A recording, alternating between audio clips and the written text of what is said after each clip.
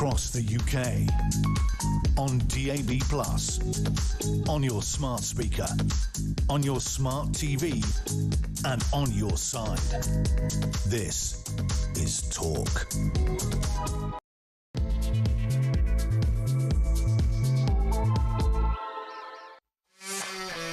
There you are. Good evening and welcome to the Political Asylum right here on Talk. I am your genial host, Kevin O'Sullivan, and I'll be with you for 3 thrilling hours of news, views and topical debate all the way to 10 o'clock. Get involved, get it off your chest and call me on 03444991000 or WhatsApp voice note me on the very same number and I promise to play your message out. It is Tuesday, September the 16th. Here's what's coming up. Meltdown as Keir Starmer's disastrous government collapses in a swamp of scandal, incompetence, appalling judgment and abject failure.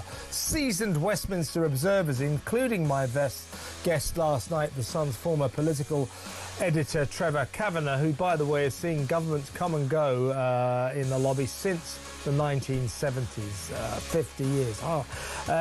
Trevor and so many others, seasoned Westminster observers, say they have never seen a more shambolic, directionless administration. It is frighteningly clear that the country is in incapable hands. It's no longer a question of if Two-Tier has to go, it's a matter of when. His hopeless handling of the Peter Mandelson debacle, especially his admission that he knew about Mandy's toe-curling emails to his best pal, paedophile billionaire Jeffrey Epstein, have doomed Donald Trump's state visit to turn into a festival of humiliating questions from the media. As the president's official host, King Charles is furious that Starmer's appalling lack of judgment in appointing the wrong man as ambassador to Washington has left him trapped in a sea of embarrassment. Meanwhile, after the enforced departure of Downing Street Director of Strategy Paul Overton yesterday over historical lewd messages he sent about Diane Abbott, the word is that more key figures are set to walk the plank or be sacked as Keir's chaotic regime spectacularly unravels. For whom does the bell toll? Downing Street Chief of Staff Morgan McSweeney, it tolls for you. The Prime Minister is furious with his Chief of Staff, his number 2, if you like. 03444991000. In other news, still with Starmer's clown show, as I predicted, migrants scheduled for deportation under the Prime Minister's flagship one-in, one-out scheme are being blocked at the 11th hour by legal challenges under the terms of the European Convention on Human Rights. One yesterday, another today, and almost certainly more to come. With Air France jets taking off minus the migrants, this is the exact opposite to a flying start. Who could have seen this coming? Me. I always said, I always staked my reputation, such as it is, on this government never getting a single migrant to France under this hodgepodge mess of a swap a foreigner deal. Absolutely ridiculous. 03444991000. Also tonight, the continued attempts by the left to mischaracterise last Saturday's Unite the Kingdom as a march as a far-right event. Good Morning Britain presenter Ranveer Singh plaintively sighing, "I don't want to believe there were 150,000 out-and-out racists." She said this on the telly yesterday. Good. Well, don't believe it then, because there weren't 150,000 out-and-out racists. In a similar vein, I'll bring you US Vice President J.D. Vance's explosion of rage over the left's intimidation of right-wingers after the assassination of Conservative campaigner Charlie Kirk. 03444991000. These left-wingers, who have been dancing on that poor guy's grave, gleefully celebrating his grisly death, his violent death. This is a guy, a 31-year-old husband, loving husband and a father of 2 little kids. They're gleefully celebrating it and they're proud of it. I mean, what the hell is going on? 03444991000. And later, feminist Kelly J. Keane joins me to discuss the apparent mixed messages being sent by Health Secretary Wes Streeting, seemingly talking common sense to the people, but relaying something very different to the LGBTQ community.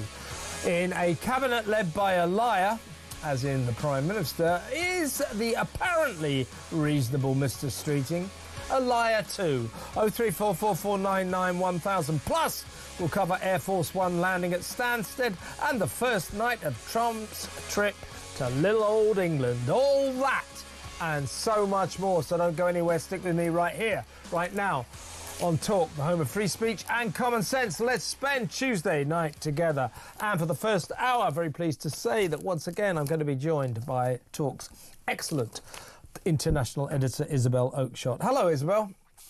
Hi. I find myself feeling pretty wound up by the collapse of the ridiculous one-in, one-out scheme, not because I ever thought it would work, but just because where does it leave us? You know, how does this look on the international stage? And to Bad. all those who are Bad. and to all those who are thinking of coming over to the UK illegally and further adding to the strain on the system. I mean, word is simply going to go out that we are completely incapable as a country of deporting anybody, really, in any kind of consistent way. And furthermore, that our judges are on the side of criminals. And it's just, you know, it just leaves you kind of almost feeling despairing about how under this government we're ever going to get anything other than further into the mire. Well, I, when this was first announced, I said, and I said it constantly on the radio, we're going to play you a proof of this in a little while. I said, look, I bet you that this government never gets a single migrant back to France, deported back to France under this one-in, one-out scheme. I said what will happen is we'll get to the 11th hour, the last minute, and the immigration lawyers will come piling in, citing the ECHR, the European Convention on Human Rights, and all the flights will be blocked. What has happened in the last... What happened yesterday? A flight was blocked because the lawyers came in. What happened today? Another flight was blocked. You and I were discussing this earlier, going, yeah, man, this scheme's rubbish. It's not good. We always knew it wasn't going to work. And then, of course, we sort of collapsed into giggles, but saying, well, even if it does work, what is the point of it? Exactly what is it all about? It's not a deterrent. It's been proved not to be a deterrent since it came into force in early August. Something like, or more than 5,500 migrants have crossed the Channel. So they weren't deterred and they will continue not to be deterred. We'll discuss that in detail in just a little while. But first, I think we should just try to embrace the full epic scale of what the Daily Mail quite rightly called today on its front page, meltdown. This Labour government unravelling before our very eyes. Today, David Davis, veteran Tory MP, forced a 3-hour emergency debate on the Peter Mandelson debacle, the shambles, the disaster of appointing Mandy to the very key position, the crucial role, top diplomatic role in this country, ambassador to Washington. Absolute litany of horrendous howlers and mistakes. The Prime Minister yesterday, so we find out about these emails, these toe-curling, excruciating emails that Mandelson sent to his best pal, pedo billionaire, Jeffrey Epstein. Oh, we still love you even though you've been convicted of a child sex offence. Oh, plead for a lighter sentence. Oh, and by the way, while you're in jail, I'll stay in your house. Is that okay? Now, these were incendiary. These were the emails that forced Mandelson to resign. Oh, no, he refused to resign. That forced the Prime Minister to sack him because he refused to resign.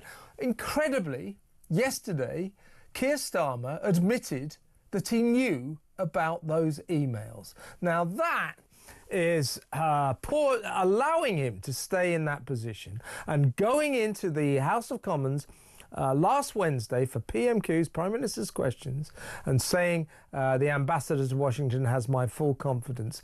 That is a mistake on an almost unprecedented level. It is shocking, a shocking howler by the Prime Minister, and yet there he still stays. Now, this debate today, 3-hour debate, it's another terrible decision. I was just discussing it with Jeremy Kyle.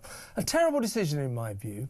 Of course, that little coward, Keir, didn't turn up for this debate, sent in his lackeys to take the flak, giving the excuse, oh, he's busy preparing for Donald Trump's state visit, which starts tonight. He should be touching down in about an hour and a half, something like that, at Stansted in Air Force One. You know, in normal circumstances, you'd have gone, yeah, fair enough. But you know what would have been a better decision? A better political decision would have been to turn up in the House of Commons and face the music. It would have been better. But once again, Starmer and his useless acolytes, Boaty McBoatface, the Chief of Staff in Downing Street, or what's his name, Morgan McSweeney, R.I.P. Morgan, was nice to know you, he won't last much longer, deciding to avoid this, deciding for the Prime Minister not to go in and face the music. Another terrible decision. He could have at least today looked to have shown the nation he's got a bit of courage. Instead, he ran away like a scared little cat, didn't he? Well, that's because he doesn't have the courage. So You're right. I mean, it would have been a terrible performance. So, in a sense, you know, had I been advising the Prime Minister, given the material that I was working with, given the raw material that you've got there, it would actually have been a terrible idea for him to have turned up, because it would have almost certainly escalated, accelerated his political demise. He's simply not capable of putting on the kind of performance that would have actually made anything any better for him personally. And, you know, you can't make, what was the expression? You know, you can't make silk out of a sow's ear or whatever it is. I mean, yeah. There's a ruder version that I'm trying to not use. Yeah, don't use that. Yeah. But what you can do with very poor raw materials, and look, he's just not up to it, is he? He's not up to it. And all credit to David Davis for actually knowing that vast experience that he has. He's such a veteran MP. He's been around for absolutely ever. And he really knows how to work the system and how do you secure a slot like this urgently. We're just about to go into parliamentary recess, so huge time. And he did really, really well to secure that time. And it has exposed the Prime Minister for what he is. As you say, you used the word coward. I agree with you on this occasion. He's inadequate, he's weak, and he simply knows that there is no decent, convincing defence for his poor judgment. It's simply that he has very, very poor judgment. And you're right, Isabel. I'm with you. If I was Keir Starmer's advisor, perish the thought. Actually, he could do with some better advisors. I'm not sure I'd be one, but you know what I mean. I would have told him, no, don't go into the lion's den, don't go into the House of Commons, for only one reason. Because almost any other Prime Minister I can think of, I would send in there. Look brave, look courageous, face the music. The people will like that. But they can't trust Keir Starmer to face the music, because he would make a hash of it, wouldn't he? He is he is a hopeless politician. He's just not good enough, you know, and it's hard to imagine what he could have said. I mean, you know, a different personality might just about have carried off the, you know, I was focused on his skills in X, Y, and Z areas. You know, I'm kind of struggling here because I never believed it was a smart appointment. I don't think many political observers really did. But he could have said, look, these are the things I was focused on, and basically I did misjudge it, and try to sort of make the case that that's not terminal for himself. But it would have been a pretty difficult thing to do, So he ducked it. No surprise there. I talked to Trevor Kavanagh after I had you on last night, Isabel. And of course, you know, there is no more experienced a political journalist in all of Westminster. This guy has been covering governments literally since the early 1970s. So we're talking about more than half a century. And, you know, I said to him as a shall we say, a reasonably old citizen of this country, not a political expert or ever a political journalist.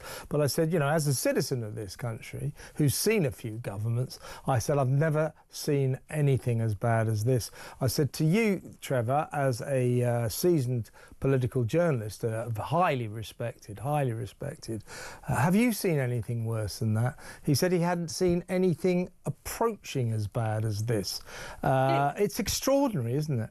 It is just so bad. You know, I suppose from drawing from my own experience, which is considerably, obviously less than Trevor's, but still nearly over 20 years, the chaos after the Brexit referendum, you know, the absolute chaos of all those votes and repeated sort of collapse of premierships in the years after the Tories was kind of like this, but not really. I mean, it wasn't, because it was based on one subject. You know, the chaos emanated from one thing, which was the referendum and the efforts of Parliament to stop it. Whereas this is absolute across the board incompetence that is devastating our country. It's breaking communities, it's breaking the economy. And if it goes on much longer, it's going to break people's spirits. I think you're right, and I think you know, it's fascinating to see so many Labour MPs now openly saying, you know, this guy's in trouble, this guy isn't going to last. So he's got rebellion from within. Obviously, people like Nigel Farage are making hay while the sun shines for him and the rain pours for Starmer. The Tories to a lesser extent, but they're doing their best. But I think, for me, the most extraordinary spectacle is the fury of the people all over the country. They feel deeply let down. Many people voted for the Labour because they were so disillusioned with the Tories. And they are now saying, well, not only have we got a government that is stratospherically incompetent, they're liars. They told us all these things they were going to do and all these things they weren't going to do, you know, like put up taxes, that sort of thing. And they've completely gone back on every promise they made. So there's this palpable sense that across the nation, the electorate, the people of this great country, feel hugely let down by this government and hugely disillusioned with Keir Starmer. And they desperately, if they can't get rid of Labour, they desperately want to get rid of Keir Starmer. You know, something that's just occurred to me, and it's a kind of paradox. You know, we talk a lot on this show about divided communities, and you know, we see a lot of that in many respects. But I'm beginning to think that this is so bad that it's actually going to have a kind of unifying effect on the nation, because it begins to be the point where we can almost all agree on one thing: the government is a total disaster. Yeah, it just is.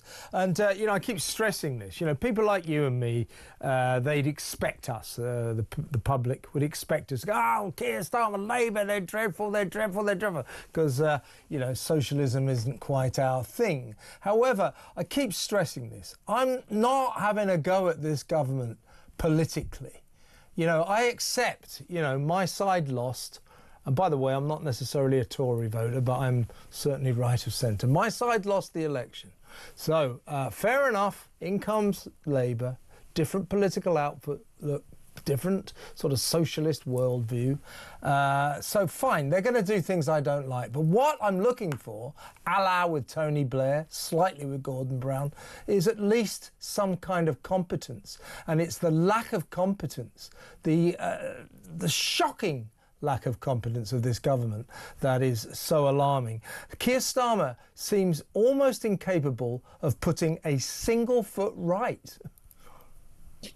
I mean, absolutely, but it's not only the incompetence, but the lack of leadership, you know, the cowardice at the heart of it all. You know, you set a target, you make a promise, whatever that may be. If it's let's just go for immigration, because it's a simple one, that they are going to tackle illegal immigration. They're going to do everything in their power to smash the vile people smuggling gangs. Smash the gangs. I haven't heard that one for a while.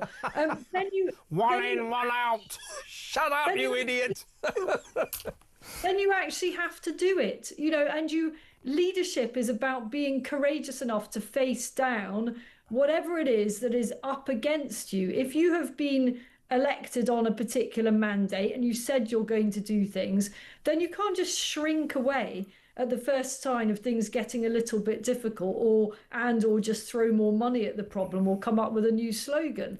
I mean, it is the greatest failure of leadership I think I've seen, really, apart from maybe you could say Theresa May over Brexit, but it's just dire. It certainly is. Listen, let's go to break now, and I think we'll talk a little bit about perhaps the fact that Downing Street soon may hemorrhage, apparently, a lot of key figures. Paul Ovenden, you and I discussed this last night, the now former director of strategy at Downing Street.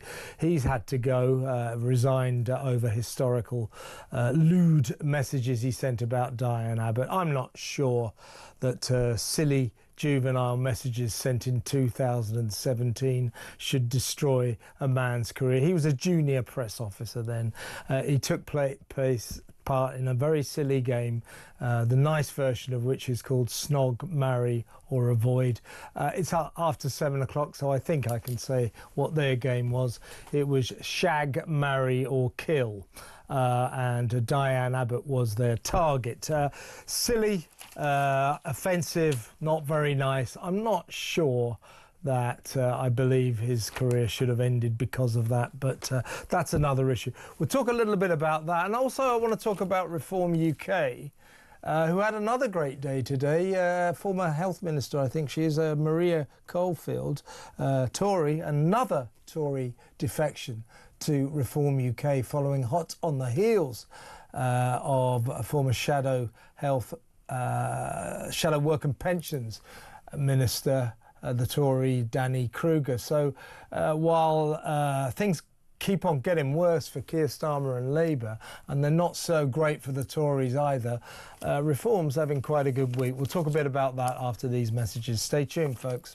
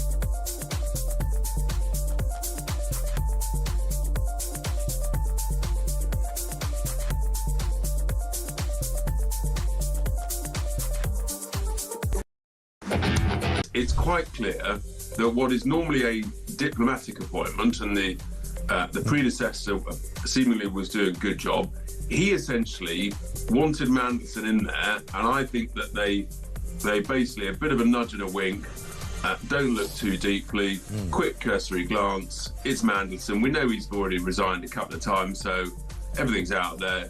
Don't worry, push on. Yeah. And then I think a whole bunch of sort of paperwork and gaps were sort of filled in later on.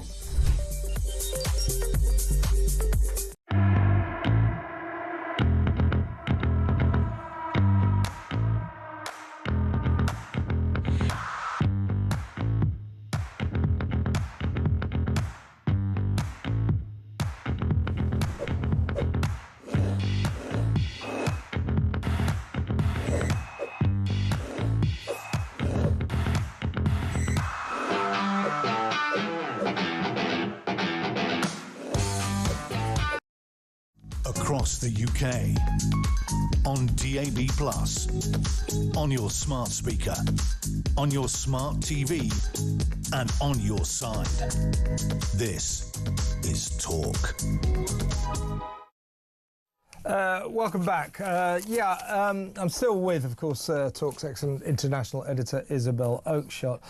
Isabel, what's your feeling about, I don't want to dwell on this, but I do find it quite... Paul Ovenden, former Fleet Street journalist who was director of strategy, he stepped down. He said, that usual cliche, I don't want to be a distraction to the government. I'll tell you, this government could do with a few distractions. But 2017, silly game at a party. He exchanged messages about it, emails, apparently. The next day, ha ha ha, Diane Abbott, shag, marry, kill, these have emerged, and he's had to sort of step down 8 years later from he was only a junior press officer then, is now was director of strategy. Do you think people should have to kind of wreck their careers for this kind of thing? So I read the emails. I mean, they were pretty explicit, and I tried to put myself in the place of Diane Abbott. I mean, it's not something I'm normally doing. Just trying to kind of imagine that. Yeah, I tried to imagine people talking about me in that way, and I'd be pretty sickened. But I just hate this type of story. Now, that's not to say that if I, as a journalist, had got my hands on such an email, I wouldn't have been quite gleeful about reporting it. But, that it's sort of this kind of, what do you call it? Kind of historic offence excavation, mining away at someone. Offence archaeology, that's it. Yeah, that's the one. I mean, this ancient kind of communications archives, trying to find something that people have said that's really stupid and embarrassing. Yeah. I kind of feel that when we were younger, we've all done things like that. Before you realise that, just never put anything colourful in writing at all. I mean, I've had my personal emails read out in a court case. It was pretty excruciating, certainly nothing like that. But, you almost somehow need to get into trouble like this to learn not to do it. Because when you're young, you're a bit trusting and all of that. So I suppose I'm being a bit on the one hand and on the other about this. On the one hand, those emails were really explicit. On the other, they're ancient history, and it is sort of a bit of extreme banter, I suppose. Yeah, Ovenden said he found it quite chilling, but understood that in today's environment, he had no other choice but to step down. But that's a kind of a side issue. Again, harking back to my chat with Trevor Kavanagh last night, who knows a thing or two about the way Downing Street operates. I said, did you think Paul Ovenden will be the last, or do you think more Downing Street officials will step down, be sacked? Specifically, will Chief of Staff Morgan McSweeney be sacked? And Trevor went, oh yeah, definitely, 100%. And the reason being, apparently, I mean, Downing Street are denying it, so you can take it to the bank that it's almost certainly true, that when Starmer went into PMQs last week and gave Peter Mandelson his full confidence in front of the House of Commons. And then, all hell broke loose. The truth started to spill out to the public, at least. Apparently, after PMQs, him and Morgan McSweeney had a massive stand-up row in which Starmer screamed at him, "You're supposed to protect me from things like this." Morgan McSweeney screamed back, "I'm trying to protect you." Now, many people feel that while Keir Starmer, after Mandelson, is in a sacking mood, he may take this opportunity to kick out Mr McSweeney. Do you think, and Trevor also predicted that he said he thinks there's going to be quite an exodus from Downing Street, and there may well be, more fury expressed by outright by Labour MPs. Tough times for Keir Starmer to come. I mean, basically, almost every single administration I've reported on has had the equivalent of Morgan McSweeney that has had to walk at some point. When you think back, you go back to Alistair Campbell, you then go on to Andy Coulson, who ended up in prison after being Cameron's director of communications. You then remember Fiona Cunningham under Theresa May. She had to leave. Oh, yeah. I mean, basically, each administration has this issue. Again, Dominic Cummings would probably be the most famous recent one, and I'm certain I'm forgetting one or other more of them under different prime ministers. But basically, these figures are, whether it's a head of communications or whether it's a chief of staff, they are people that become immensely powerful as the boss's gatekeeper, the boss's everything. And at some point, in order to save the boss, that person has to be sacrificed. And it feels fairly inevitable that that's going to happen in this case. And Keir Starmer will hope that by getting rid of this character, who I've actually never met, so I can't really comment what he's really like, but he will hope that if he does get to a point where he ousts him, that will actually sort of give some kind of reset. I mean, maybe we can look forward to phase 3. As I said I tweeted last night. So we've had from Keir Starmer phase 1. Phase 1, no one noticed. We didn't realise we were in phase 1. Then he said, "Oh, next week it's phase 2." And phase 2 began with him having to get rid of Angela Rayner because of her dodgy property deals. Phase 2 then delivered to us the Mandelson saga, had to sack Mandelson. So I tweeted, please, no phase 3, just phase out. We've had enough of this. We've had enough of this. And another reset. Well, he needs a reset, but how many resets can he possibly have? Very, very quick word before we go to break. Following Danny Kruger's defection from the Tories to Reform UK yesterday, pretty seismic Westminster event, that massive coup for Nigel Farage and his party. Maria Caulfield, a former pretty big Tory Whig, as it were, she's now gone to Reform UK. Something is in the air. There's a momentum here, isn't there? Well, there certainly is, but I think the Reform leadership is very conscious that you don't want to take just any comers from the Tory party. And I think there's a lot of talk among activists about the stage at which the drawbridge should go up. That's the sort of language being used. You know, what voters don't want is just what looks like a refashioning of the Tory party. And absolutely, I'm not for a minute suggesting that's anywhere near where we're at. But I think the leadership is very conscious now of quality over quantity. It's that balance of killing off the Tory party without actually somehow amalgamating bits of it. Yeah, absolutely. But as I think Farage's task is to persuade people, and I think this is true. You know, there's a lot of reformers, you know, go, "Oh, we don't want all these Tory rejects." Well, they should remember. They should remember. Reform's success is because of this. It's because the Conservative Party abandoned conservative values, abandoned what traditionally conservatism had always meant. People like Cameron and May and Boris destroyed that. And therefore, Reform UK came along and said, we will give you traditional Conservative values. Now, there are people in the Conservative Party, many Conservative MPs, who still have those traditional values, and I think that is a good thing if they come to reform. If they you know what I'm saying? Well, they would say that they're not leaving the Tory party. The Tory party left.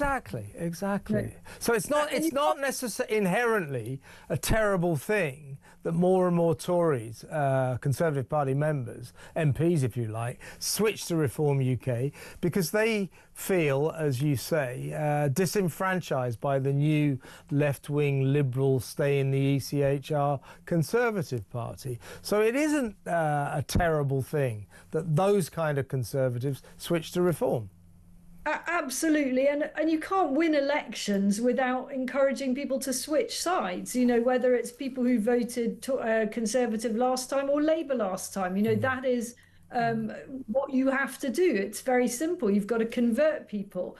So I think you're absolutely right. Where it gets difficult is when you've got questions of people who were the actual architects of this horror that the Tory party became, saying that they might come over, or suggestions. So I'm thinking, of course, of Boris Johnson. But, you know, look, I think Nigel Farage is playing an absolute blinder right now. I mean, this is a complete strategic genius at the moment. We're all very conscious, those of us that want to see reform succeed, that there are perils at every turn, and nobody can possibly get cocky or arrogant years out from an election. But as of now, I think that the party leader is absolutely terrorising the opposition and the government, and quite right, they're very right to be afraid. Absolutely. Let's go to break, and we'll talk about one in, one out, the scheme that replaced Smash the Gangs, next. Stay tuned.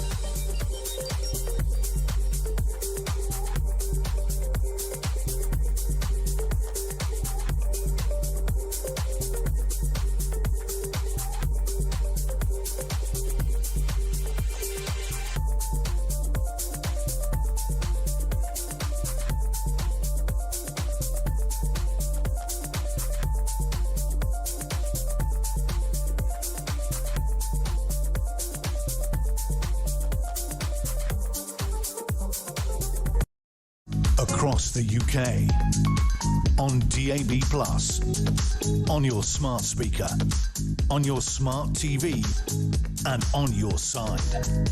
This is Talk.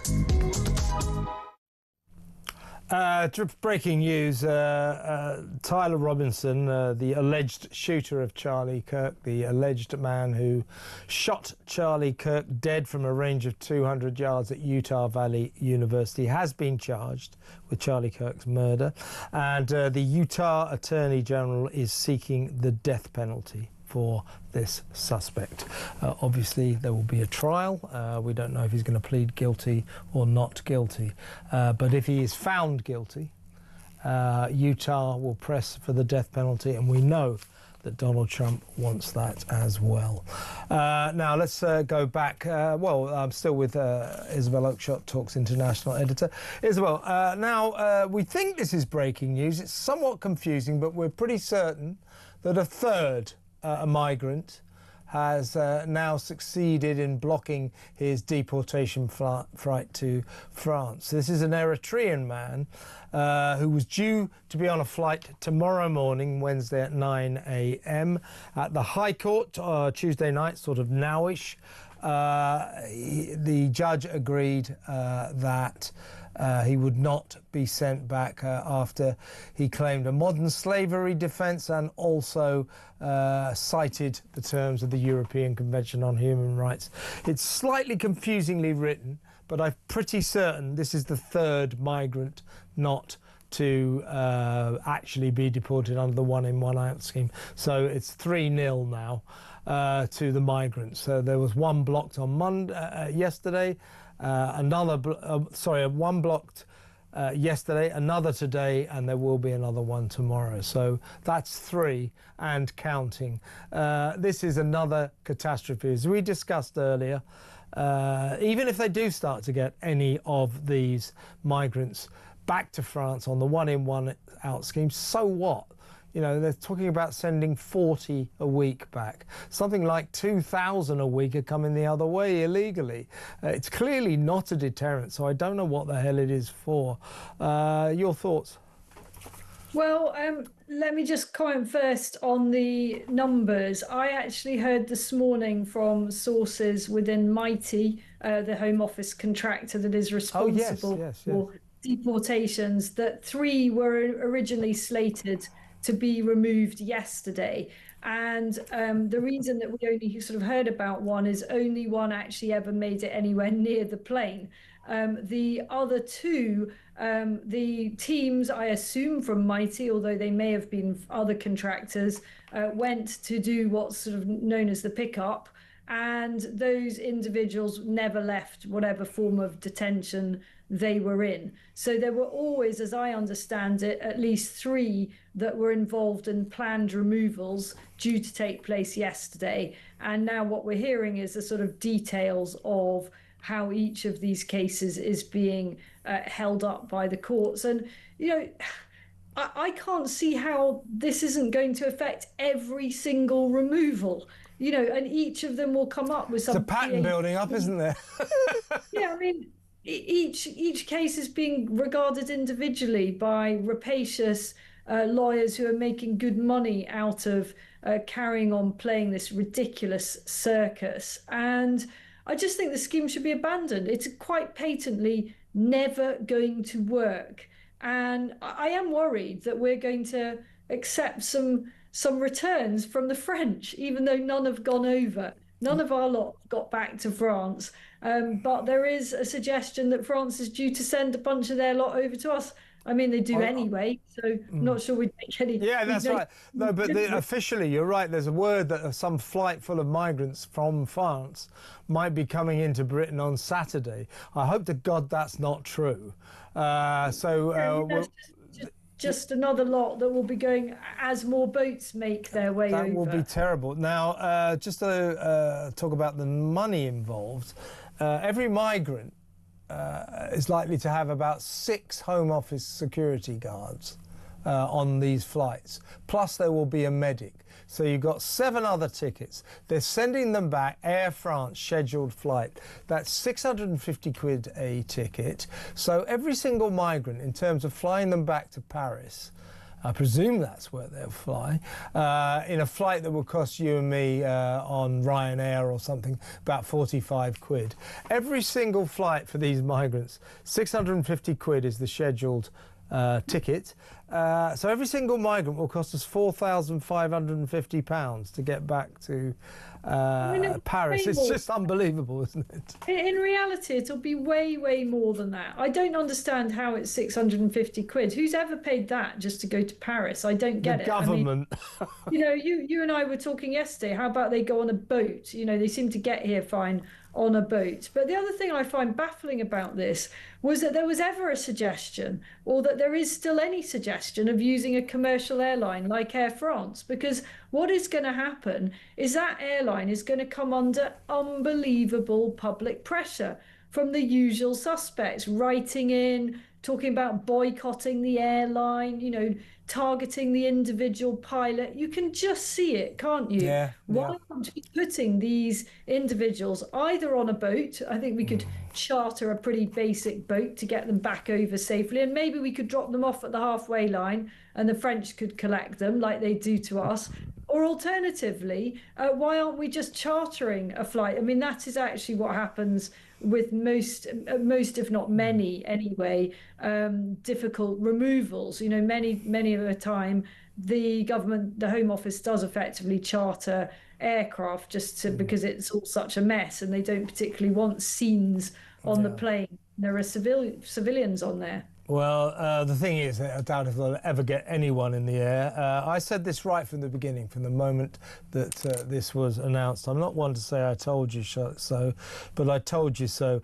Before we get a break, here's me predicting exactly what's happening right now. I said right from the start, what's going to happen is a load of immigration lawyers will come in at the last moment, citing the ECHR, and we'll never get a migrant off the ground. So here am I. These left-wing judges interpret the ECHR according to their worldview, and that is that Britain is bad and foreigners are great. Luckily, Robert, I don't have much of a reputation, so I had no compunction about putting my reputation on the line when the one-in, one-out scheme came into play on August the 4th. I said, I bet you, this is supposed to be a deterrent. I said, I bet you they don't get a single migrant back from Britain into France from Britain. I bet you they don't get a single one. And here we are. What is it? What is that? Is that two? Where are we at? Getting on for 2 months on. The score is 5,500 in, none out.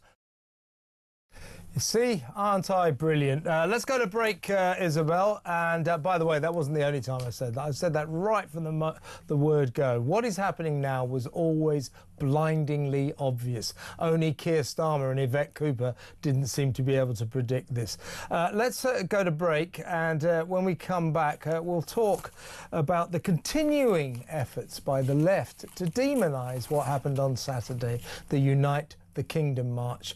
Sadiq Khan, who's just had a nice little pay rise, now gets 170 grand a year, warning people ahead of that. Oh, you must be terrified, the poor people of London, come together and fight this far right. He said in a statement to the people of London, he used the term far right 3 times.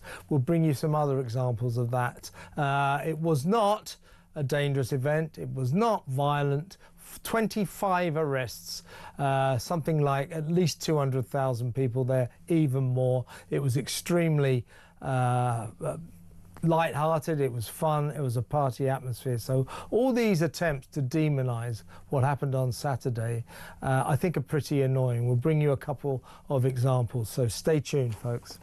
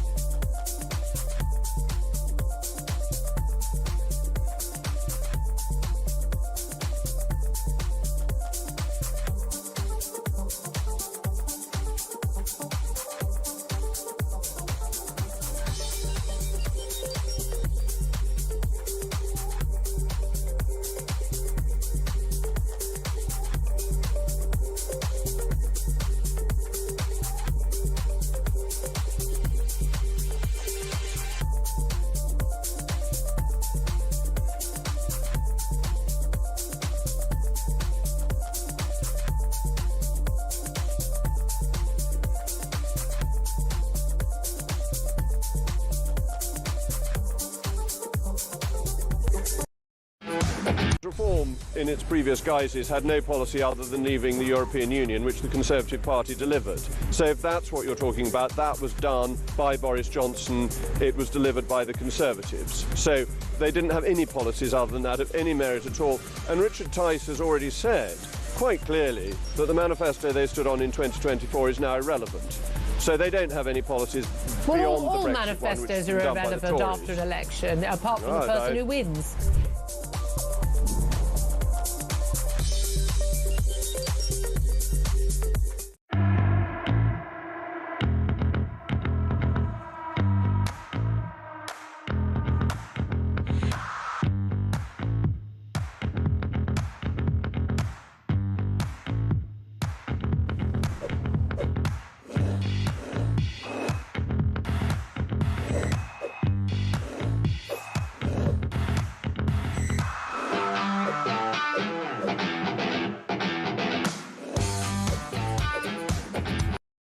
Across the UK, on DAB+, on your smart speaker, on your smart TV, and on your side. This is Talk. Welcome back. Still with Isabel Oakeshott. Isabel, let's quickly play these two clips that got me rather annoyed. This is John McDonnell, the former Shadow Chancellor, Labour crony of Jeremy Corbyn, a resurgent Jeremy Corbyn. This is what he had to say about the march on Saturday. Society. Unfortunately, the right captured that mood in the campaign around Brexit, and now the far right have captured the concerns that people have about their living standards, and they're focusing, as always they do, on a minority, and it's a racist campaign. So there needs to be a fundamental rethink now before we're driven further into the darkness. So I'm urging all progressive organisations, trade unions, political parties, civil society organisations and religious groups and progressive individuals now to think and talk together about this sort of campaign. We need to tackle the rise of the far right. And yes, the organisational form that campaign should take. This is a matter of urgency now. People were terrified on the streets yesterday and now have woken up to the fact that we face an imminent danger of the rise of the far right and even elements of the far right going into government. People were not terrified on the streets of London. I was there on Saturday. As I say, it was a party atmosphere. There were hardly any arrests. As you said last night, Isabel, the cops were standing around bored. They had nothing to do. He's just lying. He is lying. And by the way, talking about racist hatred, hey, John, why don't you come on the show? Let's have a chat about your attitude to Jewish people, shall we? Here's Ranveer Singh.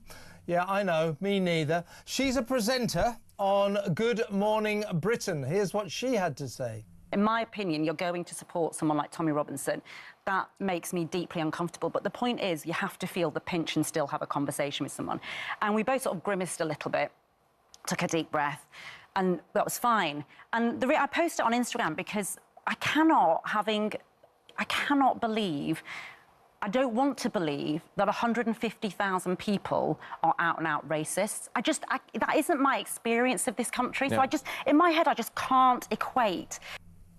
Yeah, well, you don't want to believe there are 150,000 out-and-out racists there, Ranveer. Well, don't then, because there weren't 150,000 out-and-out racists. The caption there, of course, began on Good Morning Britain. They've got form, by the way. They're the ones who called Charlie Kirk, after his assassination, a far-right extremist. Of course, their caption said, far-right protest. This kind of characterisation of people protesting against a horrific government, a terrible government, as far right, is really annoying and incredibly wrong. I mean, I think they know that it annoys us. I mean, I know we played John McDonnell yesterday, and I'm glad you played it again because watching it a second time, I mean, it's so bad it's comical. I mean, it just bears no relation to the truth whatsoever. The guy is just rambling like somebody in their dotage without any grasp of what actually happened.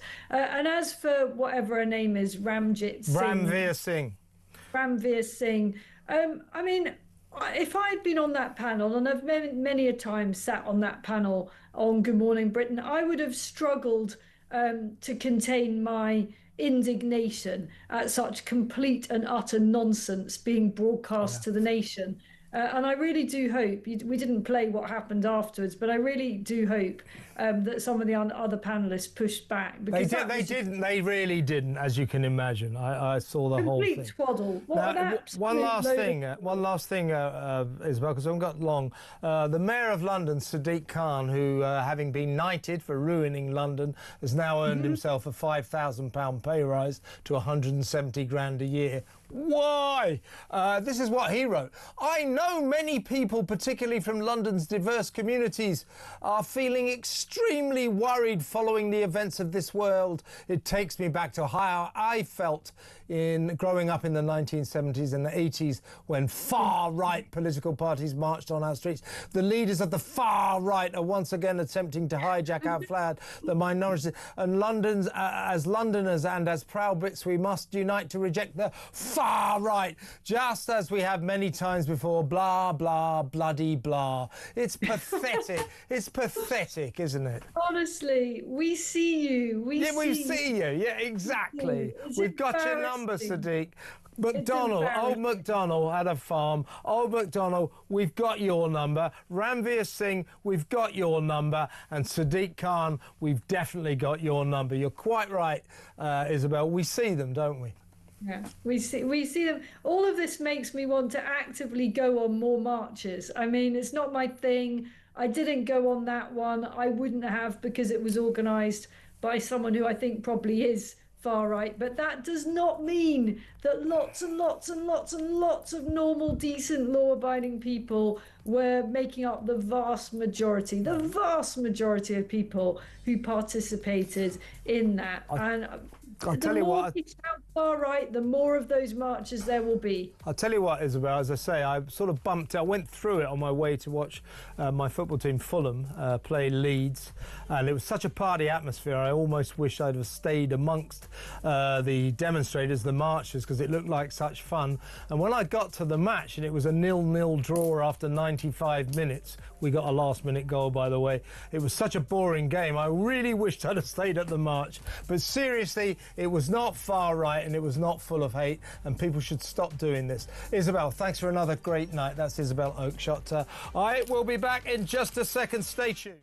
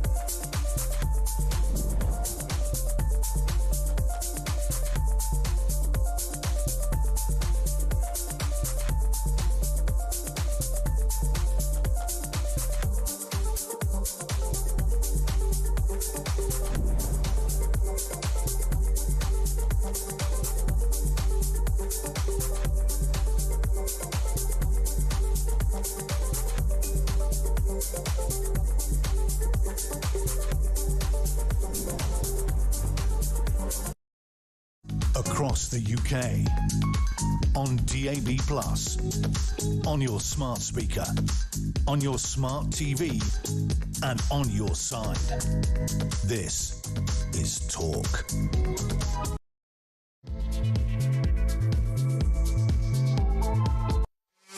Welcome back for the next 30 minutes. I'm going to spend them in the excellent company of former Tory Special Advisor James Price. In a little while, we'll bring you another one of these migrant cases where a migrant has been allowed to stick around with the European Convention of Human Rights looming large in his defence. Of course, he has a right to a family life, but this one is extraordinary. He was living in a retirement home and brought all his family and two little kids, two little 3-year-old twin daughters and his 28-year-old wife. And of course the elderly residents of this retirement home said, we don't want kids running around, so you can't do this. And he said, well, he's a Bangladeshi, so he said, well, I can't really read English very well, so I didn't understand the rules of this residence. So far, he's been backed. The courts have allowed him to stay, much to the fury of the poor old people, the elderly residents of this retirement home, who just want a quiet night's sleep, and indeed a quiet day's sleep. Unbelievable. We'll talk about that in just a second, and we'll take your calls in 30 minutes. 0344 499 1000. Welcome to the show, James Price. Hello, James. Good evening, my friend. It's great to be with you. Always a pleasure. Now, I do want to talk to you about the Oxford Union and your very principled, impressive stance. I mean that. I'm not being facetious for once in my shallow life. We'll talk about that in just a second. But first, let's talk about J.D. Vance. Now, following the awful assassination of Charlie Kirk last week, we were live on air when it happened here, so you know, I've sort of almost lived it, really. And then you saw what happened afterwards, the left, this sort of explosion of glee, dancing on his grave. And not only doing so, not only insulting a man, a young man, a 31-year-old father of 2 kids, a loving husband, not only insulting his memory, but being proud of it. And also, this awful event seems to have given birth to an explosion of intimidation by left-wing people to right-wing people. Let's have a look and a listen to the Vice President J.D. Vance, clearly very angry.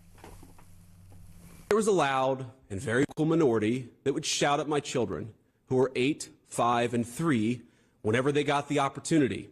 "You should disown your dad, you little one middle-aged woman yelled at my 5-year-old. "Tell the Secret Service to protect the Constitution, not your father," screamed another. Are these women violent? Probably not. Are they deranged? Certainly. And while our side of the aisle certainly has its crazies, it is a statistical fact that most of the lunatics in American politics today are proud members of the far left. After Charlie died, one of his friends and one of our senior White House staffers had left-leaning operatives in his neighborhood passing out leaflets telling people what he looked like and where he lived, encouraging neighbors to harass him or, God forbid, to do worse. While he was mourning his dead friend, he and his wife had to worry about the political terrorists drawing a big target on the home he shares with his young children. Are these people violent? I hope not. But are they guilty of encouraging violence? You damn well better believe it. Well, I think you can sense there just how furious J.D. Vance is over this. I would think most right-thinking people, and when I say right, I mean with a small r, would also share... would also share the Vice President's fury. It is an extraordinary phenomenon. So when Charlie Kirk was so brutally killed, murdered, assassinated by a gunman from a range of 200 yards who's today been charged with murder. Utah will seek the death penalty. When he was murdered, you know, a few people started saying, "Oh, good, he deserved it. Yeah, you know, if you talk like the way he talks, you have your awful views and the awful things you say, you must expect awful things to happen." A guy said that on MSNBC, the left-wing news channel, soon after the assassination. The following day, he was sacked. We charted that night, and we were shocked. I can't believe someone's saying this. And then it got worse and worse and worse. Not just him, thousands of people. And it became almost fashionable for the left to dance on Charlie Kirk's grave, to say good riddance, he had it coming, to insult him. Unsurprisingly, Bob Villain, that useless band, the anti-Semitic band who shouted death, death to the IDF and caused that scandal at Glastonbury. They were in Amsterdam 2 nights ago, and the lead singer with that well-known rebel's name, Pascal Robinson Foster, he shouted to the crowd, "Rest in peace, Charlie Kirk, you piece of," you know, and had his concerts subsequently cancelled. But, you know, not only are the left outrageously, disgustingly dancing on Charlie Kirk's grave, they're proud of it. It's becoming a thing now. They're making memes. They are pleased with themselves for this. You can understand why J.D. Vance is so angry. And to be honest with you, he's saying, I hope these people are not violent. But it's the kind of rhetoric that led to the death of Charlie Kirk. And ironically, in the slipstream, in the wake of his tragedy, it's getting worse. What on earth is going on? We have seen how deep the termites have burrowed, can't we? And how long and how well they have dined, in the words of Christopher Hitchens, on these things. We've seen that there is a deep, abiding, metastasizing, growing sickness across the West that has been fomented and festered across, I think, university campuses and across left-wing bits of the internet, places like Reddit, and certain bits now, especially on Blue Sky, which is the sort of left-wing version of Twitter. It's supposed to be, by the way, sorry to interrupt, supposed to be the loving, the be kind alternative to Twitter. Ever since Charlie Kirk died, it has become a cesspit of violent words, vile attacks on a man, on a young father and a loving husband. It is a cesspit of disgusting words at the moment, Blue Sky. Yeah, the Diocese of Gloucester in the Church of England, where I'm from Gloucester and was baptised and confirmed there, have said that they've come off Twitter today because Twitter's a bit mean, but they're still happily on Blue Sky, where, as you say, people have glorified the death of a Christian evangelist, which is what Charlie Kirk was. Look, we've seen, I think, the textbook definition of evil on this. And when you watch the videos of these people not even hiding anymore behind avatars, hiding behind anonymous accounts or behind masks, people with their names and their faces who are so desperate to revel in the death of the father of 2 beautiful young kids and the husband of a young wife, that they willingly show their names and their faces as they cackle into their cameras and look down with these empty, soulless eyes and say, "Hey, the family of Charlie Kirk, do you see all the blood coming out of him? Ha, ha, ha," and cackling away like this. I'm glad that they are able to say this by and large, because we can see what we are up against. And for all the years where the left have said that people on the right are evil, they are exactly what they accuse us of. I'm glad that they can see this, because the millions and millions and millions of decent people who look across the left and look across the right as if it's a kind of tennis match because they've got better things to do with their time than focus on politics, can now quite clearly see the stark choice that they'll be had at ballot boxes across the West for years to come. Do you pick the side of the decent man who said he wanted to be remembered for loving his God and having courage and telling people to debate properly and loving his young children and loving his wife and building his business? Or do you want to be on the side of the people who have cheered at the political assassination and murder of that person? Which way, Western man? Whose side do you want to be on? Yeah, you see, what I keep saying, James, is in our increasingly caustic, aggressive political discourse. I'm not going to exonerate the right.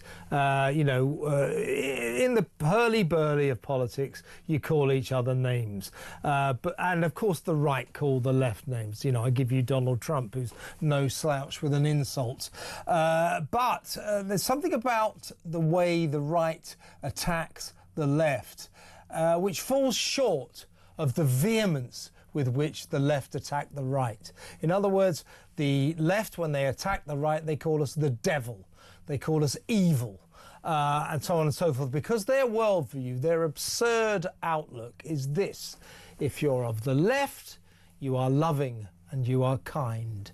And if you are of the right, you are evil and you are unkind. So they see themselves invested with a certain holiness, a piety, and that enables them in their minds to attack us with a kind of almost satanic vehemence and a satanic vocal violence. That seems to be the problem. There's something a lot worse about the way, and we're seeing it now in the wake of Charlie Kirk's sad assassination. There's something a lot worse about the way the left attacks the right than the other way round. Yeah, I think that's right. I think it used to be a dichotomy that the left would say, exactly as you said, that the right was evil, and all the right would say back is that the left is stupid. And as I think He's got a point. Well, as I think Milton Friedman said, that if Marxists understood Marx, they wouldn't be Marxists anymore. If they understood economics, they definitely wouldn't be Marxists.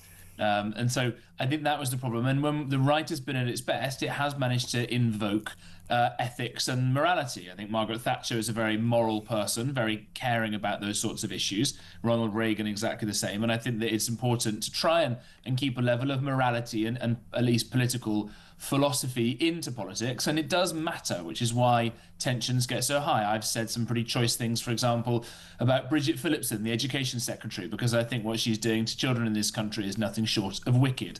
But what the left then goes one stage further is they try to say that speech against them is violence, and they've tried to say that speech is violence against that old idea of sticks and stones may break my bones, but words will never hurt me. Because then if you can do that, there's a clever sleight of hand that they do once they put on the Antifa masks and everything, which is to start saying actually that violence is speech. And that's to say that it's therefore okay to do these things. And you know what? If you don't want to get shot, and you don't want to get harassed, and you don't want to get stabbed, and you don't want to get doxxed or people turning up and picketing outside your house, then you better just shut up and get back in your box. And that's what they do. This is an intimidation tactic. I'll give you one quick example of this. You often have on your show and on Talk in general great people from right-wing think tanks. I'm involved with the Adam Smith Institute, the Centre for Policy Studies. They've often got these sorts of nondescript names as well. And there's a big argument always about whether these places should divulge who their donors are. And the reason that we don't do it is precisely for reasons like this, that you will then start to see. If you do say, you know what, like I do, I give £100 to a think tank here or there, people will turn up outside my house and start screaming that they hate me, that I'm funding evil and all the rest of it. And this is the problem, that nobody on the right does that. When Charlie Kirk died, people were praying outside campuses, they were going to church, they were volunteering. When George Floyd died, for example, the left decided they could blow up buildings and they could set fire to small businesses and things like that. That's the difference. This is not the same thing. On the same tack, James, you went to Oxford University. I went to Oxford as well. It was one of the best day trips I ever had. But seriously, I'm here all night, every night. No, seriously, you were the Oxford Union president, the current Oxford Union president, George Aberoni. He is one of these people who danced on Charlie Kirk's grave, sort of tweeting, didn't he? Tweeted something like, "Whoa, let's go, Charlie Kirk's," well, I won't use his expletives, but, he was exhilarated by this death. And this was a man who stood opposite Charlie Kirk at the Oxford Union and had a reasonably civilised debate, which I'm going to be honest with you, exposed Charlie for the brilliant debater, the brilliant talker he is, and exposed George for the brilliant talker and the brilliant debater that he isn't. I've never heard a man say the word "like" so much. So you were like, you were like a friend, so you like an ally, weren't you? Like a president like Trump, weren't you? You know, I mean, anyway. He's not much of a debater, to say the least. Didn't get particularly good grades. I can't imagine how he managed to get into Oxford. I can't imagine it. But anyway, there he was, celebrating Charlie Kirk's death. And as a result, you decided to make a stand. Tell us what you did. Yeah, exactly. This is the president-elect of the Oxford Union, and the Oxford Union is always in the news. It's always been newsworthy. Boris Johnson was president as a student, Michael Gove, about half a dozen other prime ministers and other famous people. And if you get a chance to go into this place, you'll see Albert Einstein and Mother Teresa and I think Gandhi and all these sorts of people have turned up there to speak and to debate. And it's this sort of storied, famous institution, and I was very proud to have been president there myself, as well, as you kindly say. And it describes itself as the last bastion of free speech in the Western world.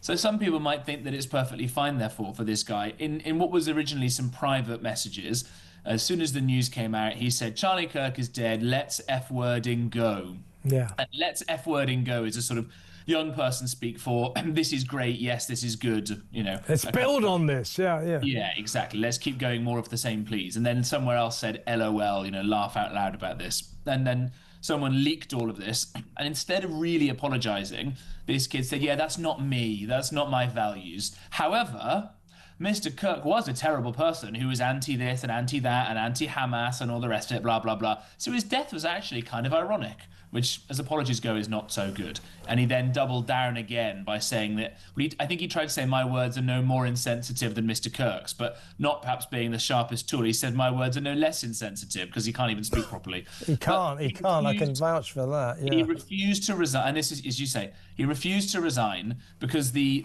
ignominy of having someone be in charge of the most famous debating society in the world, glorifying in someone who was murdered, politically assassinated, in the middle of debating people, that he himself, exactly as you say, stood just a few feet away from and debated, is a disgusting thing. And just as free speech is very important, and everybody who wisely listens to talk will know a lot of these arguments, so too is the right to free assembly, that people should be able to choose who is involved in various organizations and things like that. You wouldn't suffer the CEO of a cancer charity to be rooting for the tumours, would you? And just in the same way, we shouldn't have this person running the Oxford Union. And I resigned from a small role in there to try and make you were honorary secretary of the Oxford Literary Debating and Union Trust, and you resigned in principle, as a point of principle, over George Aberoni.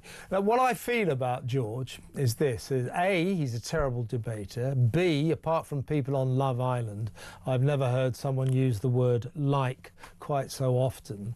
And C, I do think we have to allow him to be able to say this. It's horrible, it's vile, I don't condone it. But if you agree with free speech, then you have to let him say these hateful words about Charlie Kirk. I wouldn't want to see him prosecuted. I wouldn't want to see hate laws brought against him or anything like that. So I do believe in his right to say this, but that does not exonerate him, and that does not mean that we should not condemn him for his appalling behaviour after the death of a man, the horrific death of a man who, not so long ago, he did, in fairness, debate in a civilised fashion at the Oxford Union. So in that respect, I think he should be condemned.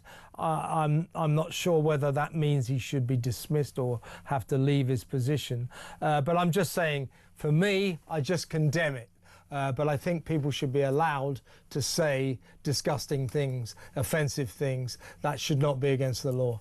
No, it shouldn't be against the law, and I don't think this idiot should be sent down from university. I think, he more than almost anybody else needs some time to go and read some books and educate himself. Yeah, maybe his first book. Get to read his first book. Yeah. The left love to say educate yourself, don't they? This would be a scenario. He can talk. Yes.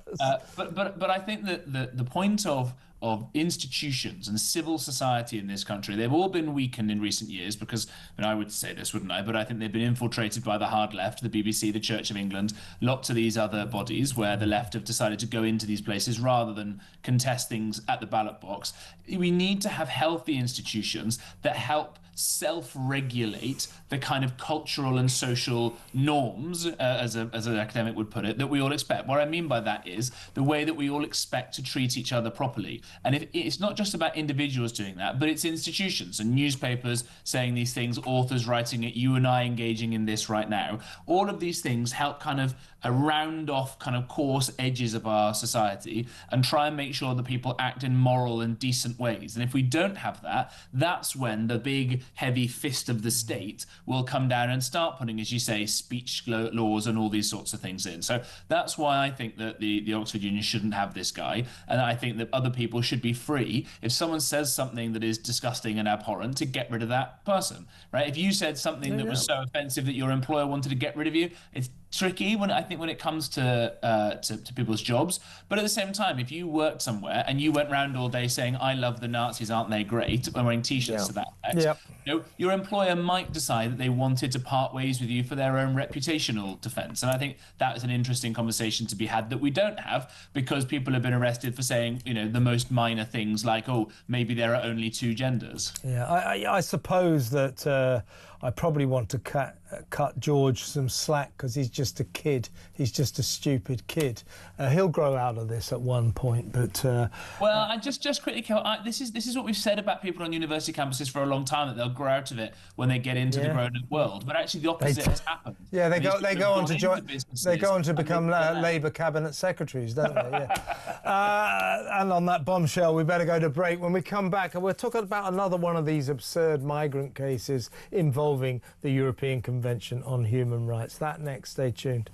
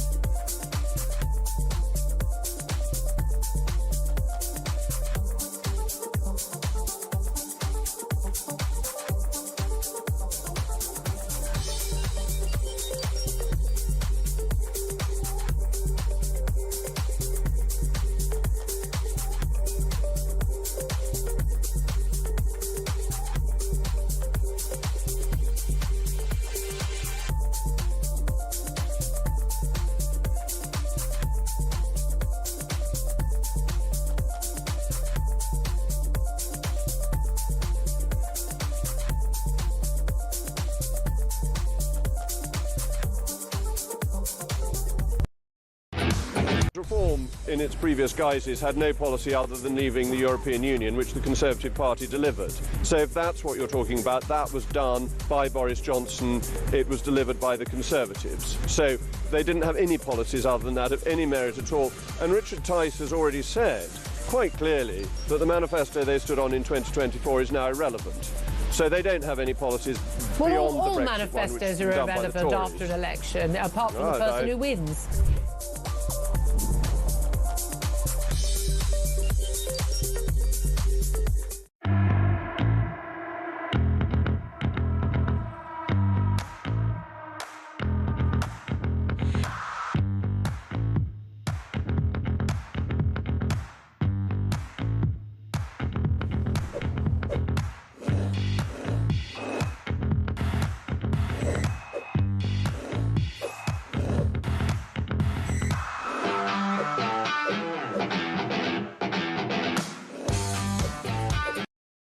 across the UK. On DAB+, on your smart speaker, on your smart TV, and on your side. This is Talk. Welcome back. We're just looking at footage of Stansted Airport. It's terribly exciting. A helicopter's landed, United States. We think that's Marco Rubio, the Secretary of State. Donald Trump's due to arrive on Air Force One any minute now, so we'll keep you posted with that. Apparently, he's going to proceed, presumably on this helicopter, directly to the American ambassador's residence, which is here in London, very extremely pleasant mansion in the middle of Regent's Park. So we'll keep you posted with developments there. In the meantime, I'm still with former Tory Special Advisor James Price.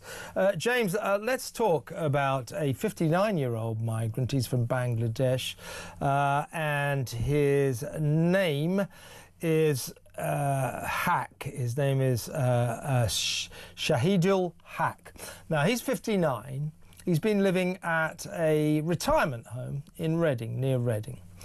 And he's moved in his 28-year-old wife and their twin 3-year-old daughters into his £110 a week retirement flat in this retirement home, which is called the David Smith Court building.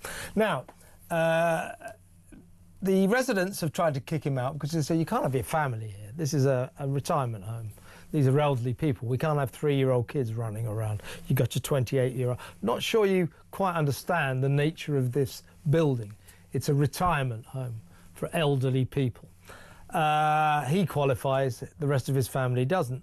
So they have sought to evict him, and he successfully challenged this eviction, you guessed it, under Article 8 of the European Convention on Human Rights, his right to a family life. And when he said, well, you knew the rules, you knew the regulations, the rules surrounding residents, he said, oh, well, no, I didn't, you see, because I'm from Bangladesh and I don't speak much English. I don't speak enough English to understand the rules of this building, and so as of now he's been allowed to stay, and so has his family. So these poor old people at this David Smith Court retirement home are being driven to distraction by these little kids running around, apparently causing havoc.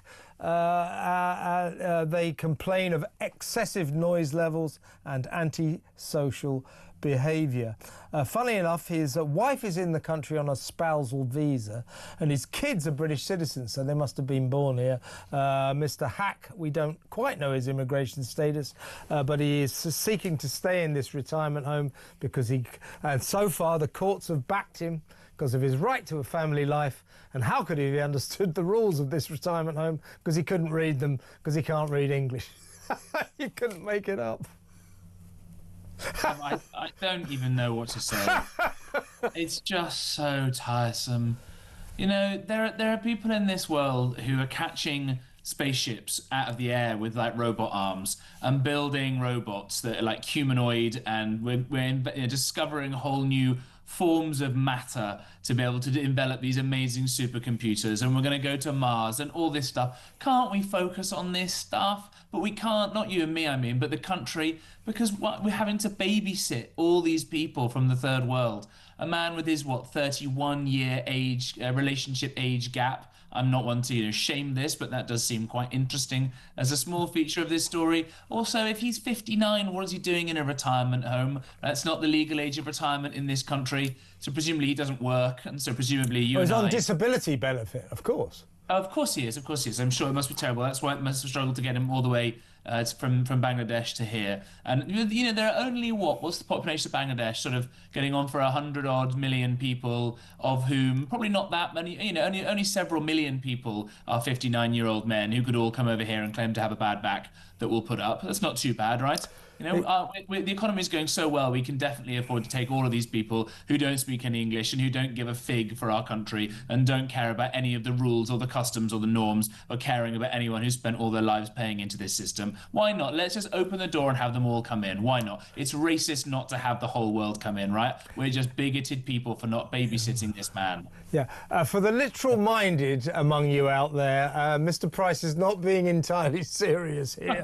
And the reason I wanted to talk about this story, James, is that it comes hot on the heels of the fact that we've just learnt that at the very least a third migrant has just successfully blocked his one-in, one-out flight back to Paris on the grounds of the European Convention on Human Rights and his contention that he would be a victim of modern slavery if he gets sent back. So that's 3 we know of. One yesterday, 1 this morning, and this guy, this new one, an Eritrean, was due to go back on a 9 a.m. flight tomorrow morning, and it has been blocked. So that's 3 that we know of. But it is thought that there may be quite a few more who have successfully gone to the High Court and persuaded judges that they cannot be deported under the terms of the one-in, one-out scheme. I always said this was going to happen. I always said that the human rights lawyers, the immigration lawyers will come in at the 11th hour and they will say 2 things. First of all, right, the one-in, one-out scheme. You're picking, if I've got this right, I'm being a lawyer now, if I've got this right, you are picking 1 in 17 migrants randomly, and they are the ones that are going to be sent back to France. Now, I say to the court, it's unfair that you picked my client. You can't just randomly pick someone. That is not fair. Any judge is going to go, do you know what, you're right. And then if a judge said, well, you know, that's the way the cookie crumbles, you're going back anyway. Immigration lawyer, wait a minute.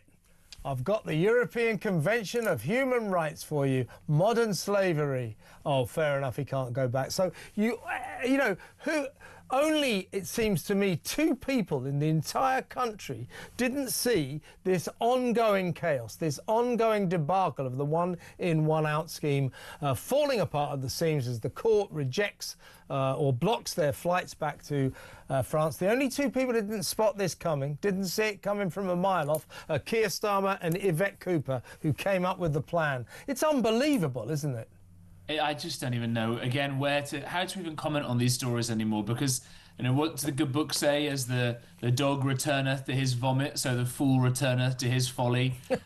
And, you know, and I thought that we've now got rid of Yvette Cooper. She's gone off to the Foreign Office after her amazing job in the Home Office, and Shabana Mahmood has been briefed as the most effective operator the government has, was going to fix all of this. But as you say, we've gone from one in, one out, which, by the way, one in, one out wouldn't even fix the problem, right? By definition, the problem stays in numerical terms. The problem's numerical, isn't it? It's numerical. Swapping foreigners does not exactly the same amount of French people coming, or French migrants coming from France as British migrants go to France. That doesn't numerically achieve anything, does it? Right, exactly. And if we're talking about numbers, by the way, I don't want to seem unnecessarily cruel. Eritrea is, as this most recent person's from, is one of the most awful places on earth. The reason it's so awful, by the way, is that ever since it broke free from Ethiopia in the early 90s, it's been led by an evil Marxist dictator who was trained up by Chairman Mao when he was training in China in the late 60s, and is a Marxist, and therefore they have no growth economy, because that's what happens with all Marxists, so let's not elect one here, by the way. It's a horrible place, and there is a law there, that you can have a sort of permanent conscription where it's impossible to get out of the army. And that is an awful thing, and we should use what levers we can to try and depose that ghastly, evil little dictator who's been there forever. But it also means, therefore, that if every single Eritrean person is under that rule, then theoretically, every single Eritrean person who can get to Britain will stay here forever. And Eritrea is a very poor, backward place. It has a lot of different custom norms norms than we have here. We don't have the space for all 5 million potential Eritreans or 6 million to come here. So what are we going to do? Where are we going to house these people? This is the absurdity of our laws. And it's not just Eritrea, it's dozens of other countries where the conditions are not as lovely as they might be in Belgravia or Islington, where these judges all live, and therefore they could rightly claim, well, we just get to stay here forever now. We cannot do that. The country would fall apart, obviously, and that's why these laws need fundamental root and branch, and I'll say reform with a small r. Listen, we're running over badly, but I've got to run something else past you. I've just seen pictures. Right, what I'm going to put before you is the potential embarrassment, 2 days of humiliation that will, I think, define Donald Trump's state visit to Britain due to Keir Starmer's appalling lack of judgment appointing Peter Mandelson as ambassador to Washington and the fallout that we are witnessing before our very eyes right now. The King is apparently furious that this is going to be something of a humiliation because all the media questions. Mandelson was in Epstein's birthday book. So were you, Mr. President. Your thoughts on Peter Mandelson as, the pedo's pal, as Washington ambassador, etc., etc. Of course, Donald Trump he says that his entry into that birthday book that Peter Mandelson's in, his 50th birthday book, is a fake. But that's by the by. The reason I'm putting this to you, I've just seen pictures. Yeah, I think it's called, that very long, mile-long, impressive walk or walkway thoroughfare to Windsor Castle. I think it might be called St George's Way or St George's Walk or something like that. Anyway, very iconic long view of Windsor Castle. Some protesters have put this most enormous picture all over it. I mean, you're talking football pitch size of Donald Trump and Jeffrey Epstein together. This sort of protest will define this visit, and every media session, every media question session, pressers as we call them, will be just packed with questions about, Mandelson, he's in the book. What about you, Mr. President? Keir Starmer's lack of judgment in appointing Mandelson has turned this state visit into almost a national humiliation, I think.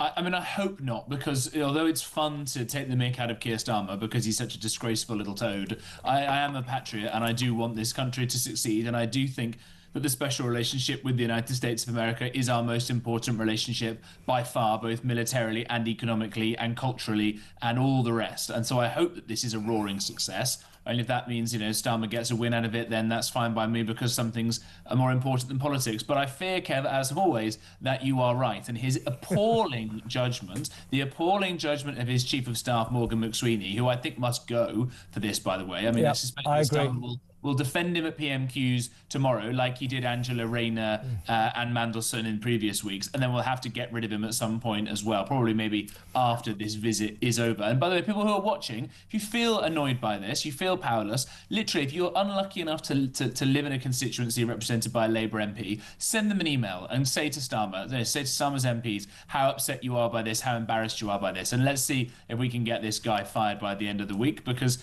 frankly, it has been, as you say, a national embarrassment for us. I hope that it doesn't cause lasting damage, but I fear that it might. And in future you're going to get this, right? You get these cabinet secretaries, cabinet ministers who find themselves in trouble in the firing line, saying to their colleagues, I think I'm finished. I'm in bad shape. I really think this might be the end game. Why do you think that? Well, Keir Starmer's just gone in the House of Commons and expressed his full confidence in me. I mean, you know what I mean? Oh, dear. James. It feels like the end of a government, doesn't it? It really, end of days. Starmer's got to go. He really has, and I don't say that lightly. James, it's been fantastic to have you on the show, as always. Thank you so much for your time. The brilliant James Price there, former Tory Special Advisor. Let's go straight to break. We're still looking at pictures of Stansted Airport to Air Force One about to touch down with the President on board.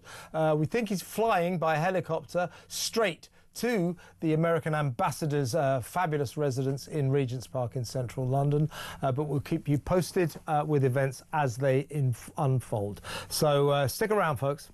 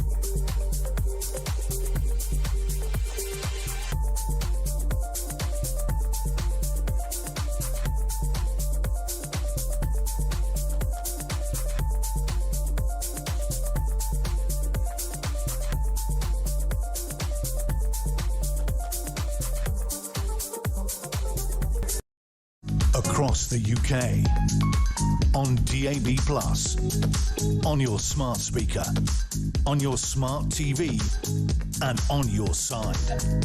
This is Talk.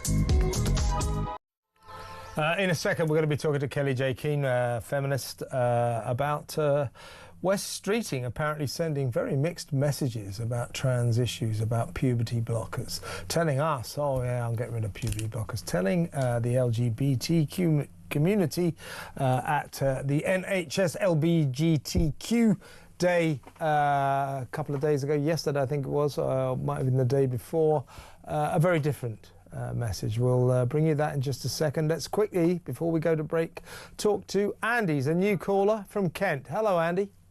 Good evening, Kevin. How are you? I'm very, very well. What would you like to say?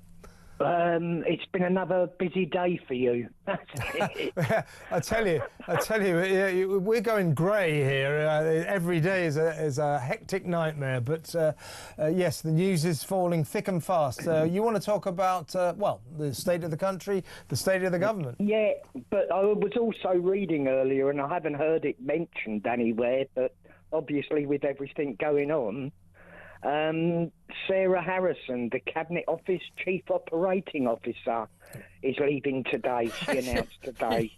You're kidding me. No. I can't keep up, Andy. I can't keep up. No, I was reading it this afternoon. She announced it this morning, and she's the Cabinet Office Chief Operating Officer. I'm just looking it up now. Sarah Harrison. Oh, it looks like, so she's going, yeah, she has left, you're right. But it looks like she's gone to accept another position. Yes, but it again, good, it does, yeah, she's gone off to work for some financial house. But it does look like she's another one of Keir's crew who are abandoning the sinking ship, doesn't it? Yeah, I mean, it's an awful state, isn't it? Can you see it getting any better? No, I think something has to give. I think it's going to get worse and worse and worse until something gives along the lines of Keir Starmer stepping aside to let someone more capable, more competent take over. That's what we're talking about now, Andy. This isn't about politics. This is about basic competence. This man, Keir Starmer, is not up to the job. It is clear to so many of his MPs, so much of the Labour Party, obviously the rest of it. It's clear to all of us. He's not up to this. I thought the Conservatives was bad towards the end. I really did, but I think they're making them look professional. Yeah, they make Theresa May look like a powerhouse of a prime minister. Yeah, you're absolutely dreadful, right. though, isn't it? But it really is. I mean, you know, if you didn't laugh, you'd cry. But this is very serious. I think there's this sort of sense that Starmer has completely lost a grip. His government has completely lost its grip. Yeah. Everything is going wrong, and he's making terrible decisions. The Mandelson affair is humiliating. We've got Trump's visit, Mandelson's dismissal, and Jeffrey Epstein. I didn't know he was still in the ambassador's place in America.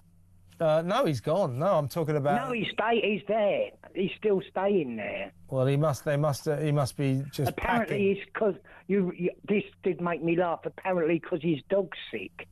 Oh, well, I sort of sympathise with that. No, I'm just... No, well, if that's true, I'm sorry for his dog. I don't know, but that's what they're saying. Perhaps seems like a sort of desperate way to hang on to the ambassadorship, doesn't it? But listen, Andy, you're a new caller. I've got to go to break now because we've got to squeeze so much in. But you seem like my kind of caller, so please call me again as soon as you can. Good to talk, mate. Andy in Kent there. Let's go straight to break, and when we come back, Kelly J. Keane, stay where you are.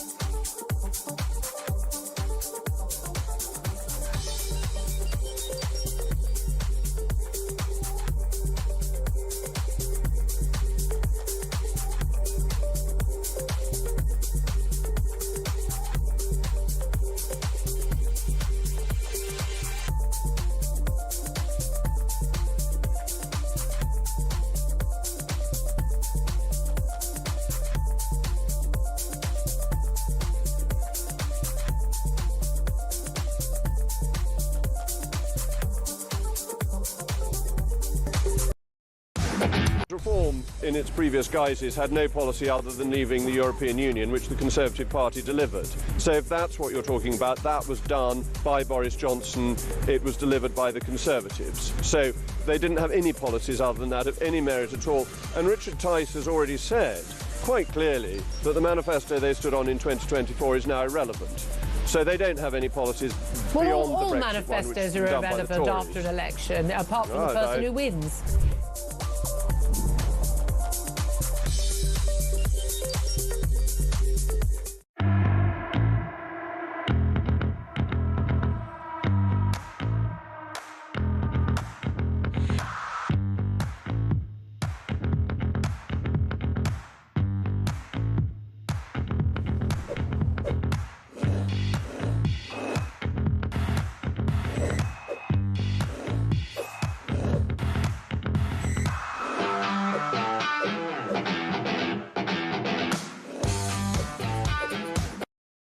Across the UK, on DAB+, on your smart speaker, on your smart TV, and on your side. This is Talk.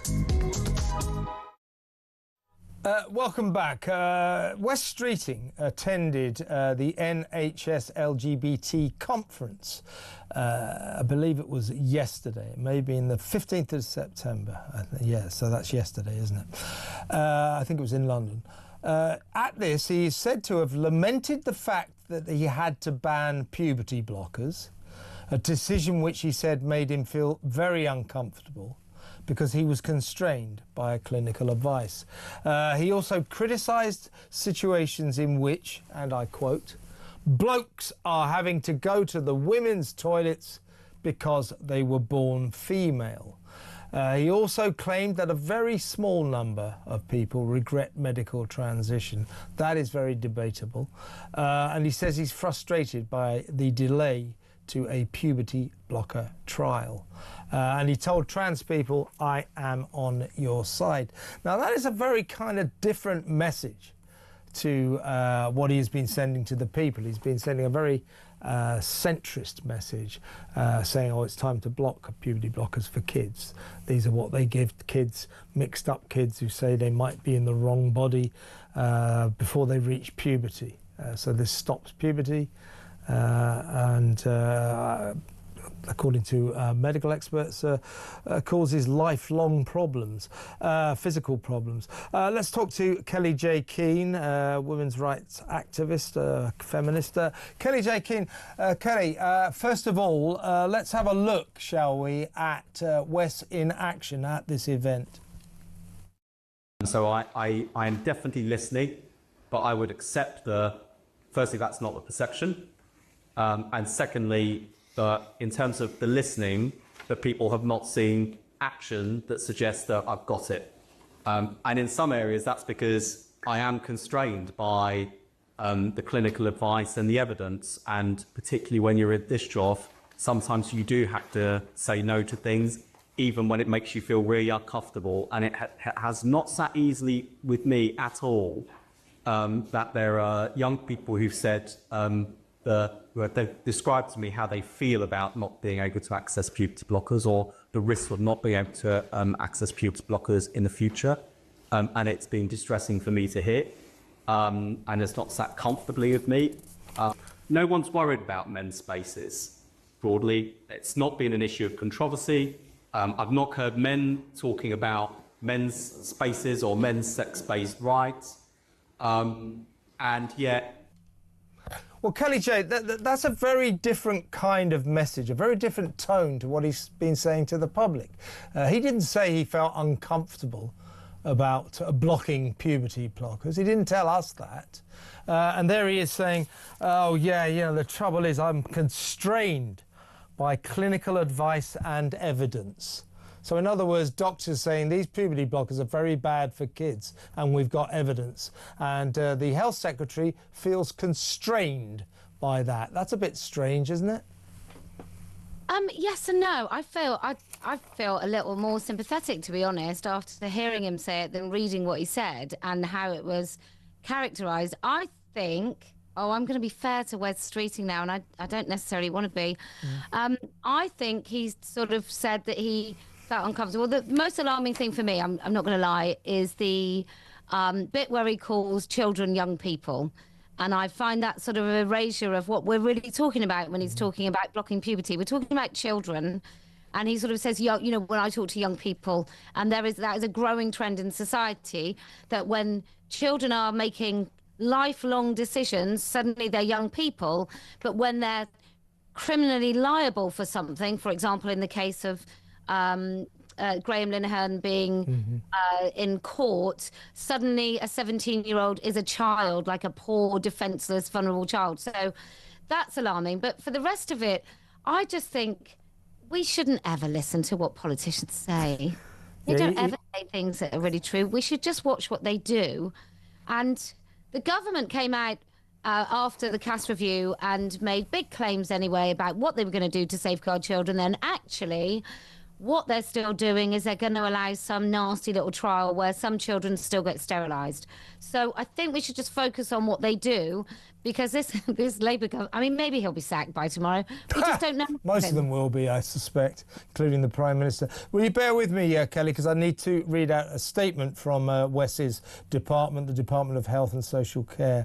A spokesperson said, children's health care must always be evidence-led. Based on the recommendations from the independent Cass review, we are reforming gender services to ensure young people receive the holistic care they deserve. This involves setting up multidisciplinary teams, including mental health support and paediatrics within specialist children hospitals to provide safe, high quality and all-round care. I mean, what I would say about Wes Streeting is in a terrible cabinet, he's always come across as one of the more reasonable members of this government. So you're prepared to cut him some slack on this one? Well, I just think he's talking to some probably rabid activists in a room. I don't know that. It's just a feeling from, I don't know, 7 years of experience of dealing with these people. And I think he came across as relatively conciliatory. He didn't say he didn't agree with it. He said he found it uncomfortable. And it probably is uncomfortable when somebody comes in his surgery with their coercive, manipulative parents, and they're all saying, well, my daughter really is a boy. He probably does feel like, you know, when he says, well, we've had to make this decision, maybe that's just a good way of doing it. I don't think they've gone far enough. I'd like to see a lot more. And one thing I would like to see, actually, is that we stop taking any of this stuff very seriously. I think if we had a sudden spate of hysteria where loads of children thought that they were going to sprout wings and they were jumping out of windows, I don't think we would say we'll have a multidisciplinary team to explain that, you know, sometimes it's not really wings that you've got on the back of your shoulder blades. Or so I think even having an industry, as it were, or a section of medicine where we say that this is a real thing, that we need to have real solutions, rather than saying, look, there are many things that children believe. There are many things they're picking up online, but there are many things that they'll believe that are totally untrue. And by giving it a big sort of area of medicine, we validate it as something that potentially is real. And I don't think we should do that. Good point. Now, how do you feel generally in terms of the Supreme Court ruling on biological sex, which was supposed to change everything? Talking of the NHS, it's one of the many organisations that is quite clearly railing against that ruling for all it is worth. And it isn't just the NHS. So many public bodies are doing their best to ignore the fact that, for example, from now on, you shouldn't be allowing biological men into female safe spaces, into their lavatories, into their toilets, etc., their changing rooms. But so many organisations are just doing their best to ignore it. How do you feel about that?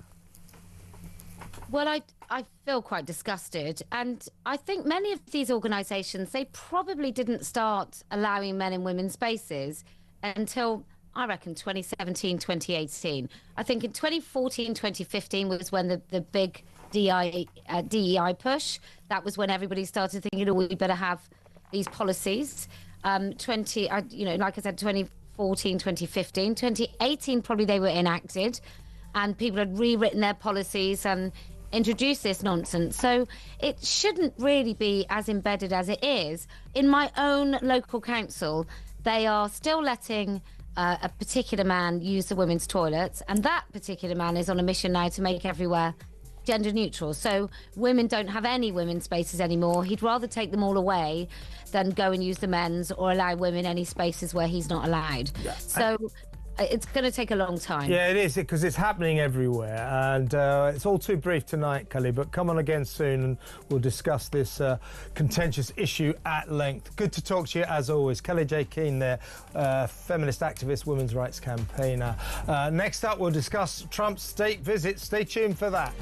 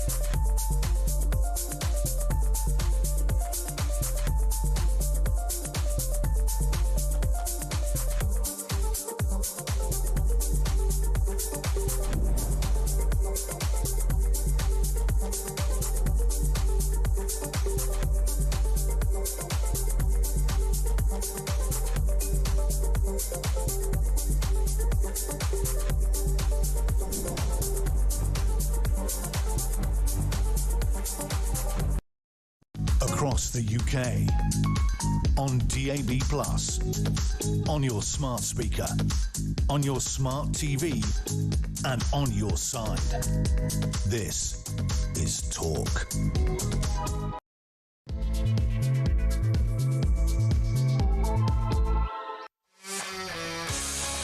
Welcome back. This is the final hour of tonight's very busy political asylum. It's been a very, very busy week, if you haven't noticed, and it continues apace with the imminent arrival at Stansted Airport, the touching down of Air Force One, containing one passenger known as Donald Trump. So Donald Trump is about to land here. I think I'm right in saying that he's rather late. I think he was supposed to be here about 8:30. Yvette Cooper is among the waiting welcoming committee, the Foreign Secretary, looking rather cold. Rather sort of miserable looking group of people standing on the tarmac. We believe that when the President touches down, he will proceed directly to the American ambassador's residence in Regent's Park in central London. There's a helicopter waiting, so we think that's what could be happening, but we don't know, to be honest with you. But I think that's certain. He's going to be tired, and tomorrow the kind of state visit starts in earnest. He's going to be going to, obviously a state banquet at Windsor. I believe he's going to be staying with Windsor. The King, of course, is officially his host. This is a state visit, and our head of state, as in the Prime Minister, is going, as in the King, not the Prime Minister, the King, King Charles. He is the host of the President, and therefore I believe that Donald Trump will be staying the night at one point at Windsor and attending a state banquet there. So lots going on. And what does it all mean? I mean, it's not so much what it means. This was, of course, promised to Donald Trump when Keir Starmer went over there soon after Donald became president. He said, you must come over to Britain. I've got here an invitation for your king, from the king. Yeah, who can forget it? You remember he handed them the invitation. Donald Trump looked chuffed. He loves all this. He came over once before to see the Queen. It's pretty unprecedented for a single person to have 2 state visits, but Donald Trump, of course, characteristically has pulled that off. So the press are waiting. There's a military greeting troop there. Also, as I say, I can see the Foreign Secretary, Yvette Cooper, there now. Now we can see the plane in the air. Exciting. So when he touches down, he may give one of his tarmac press conferences, but you never know with Donald. What with everything that's going on, my guess is he might avoid awkward questions from the press, and that's really what I want to talk about. This visit, you know, exciting in many ways, great event for America, great event for Britain, but let's face it, a dark cloud or an embarrassing cloud has been cast over it by Keir Starmer's handling of the situation with Peter Mandelson, the now deposed British ambassador to Washington. He's been sacked for a scandalous friendship with Jeffrey Epstein. Now, Jeffrey Epstein, of course, was a friend of the president as well. So I think there's going to be a lot of questions from the media to both men, to both the Prime Minister and the President, about Jeffrey Epstein and Peter Mandelson. I wonder how the next 2 days are going to unfold. Let's talk to 2 experts. One is our friend from the Republican Overseas Organisation here in London, but he's still in the States because he's preparing to attend his friend Charlie Kirk's funeral, which I think is in Arizona on Friday. Errol Moorcoach. Hello, Errol. And also Republican strategist and Miami committee woman Angie Wong. Hello, Angie.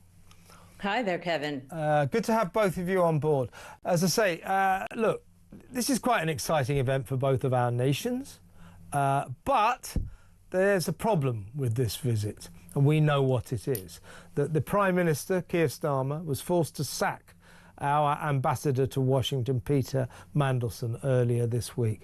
As a side issue, you might be interested to hear that Peter Mandelson is still in the ambassador's residence in Washington. And do you know why, Angie? Oh, I can't imagine. Why is that? I'll tell you. It's because his dog, a collie called Jock, is not very well. I'm serious. That's a great reason. I'm serious. Well, that's what I said. Well, I sympathise with it. I've got a dog. You know, everybody loves their dog. So I've got some sympathy with that rather unusual situation. But let me ask you, I'm going to ask you both this, but you first, Angie. This whole Mandelson affair. Mandelson is in Jeffrey Epstein's 50th birthday book. Excruciatingly. Oh, you're my best pal. Oh, everybody loves you. The Prime Minister found out, along with the rest of us, earlier this week, that Mandelson kept up his friendship with Epstein after he was convicted of a paedophile sex offence in 2008, soliciting a minor. And in that respect, he's sort of the kind of Westminster or the political equivalent of Prince Andrew, keeping up a friendship with a convicted paedophile. Because of that, and because of the excruciating emails he sent to Jeffrey, oh, we still love you, we're so sorry, you must fight for a light sentence, and so on and so forth, stayed in his house while Epstein was in jail. Because of this, and the fact that the president is in that book as well, he denies it's him, he says that's a fake. But this trip, Angie, is going to be distinguished by the media asking question after question about Peter Mandelson, Jeffrey Epstein. It's going to be embarrassing for Donald Trump. I mean, it's a pity, but it is going to define this visit, isn't it? Yes, and Jeffrey Epstein continues to haunt politicians around the world from the grave. Donald Trump can't get away from this story. It's been big news here in the U.S., not so much with Lord Mandelson, but certainly that is going to mar his state visit. We were hoping for a very well choreographed, very well protected UK visit, but because of this scandal, it looks like it's following Trump even across the pond. I don't know how Trump is going to respond to this. Probably by not responding is my guess. It seems as though I'm looking at the agenda of the 3 days of pageantry. Everything is very, very well choreographed. Even the protesters have been pretty much put in a place where they can't get anywhere near Trump, certainly not in a place where Trump can answer any questions or respond. Now, with reporters, that's going to be really interesting because Trump is very well known for taking impromptu press conferences. He loves to talk. He loves to talk to every single person to make sure that he gets all the sound bites he needs in. It will be very interesting to see what he has to say about Lord Mandelson, though. But the thing about the dog still living in the residence, that I did not know. That's quite funny. Yeah, I really breaking news, Angie. Breaking news. We're just watching Air Force One taxi across the tarmac at Stansted Airport. If I could bring you in now, Errol. Earlier this afternoon, there's a famous kind of long thoroughfare. It goes on for about a mile that goes all the way to Windsor Castle. The public can walk along it. And some protesters put a massive football pitch-sized kind of photograph of President Trump and Jeffrey Epstein together across that walkway this afternoon. That could be a sign of protest to come.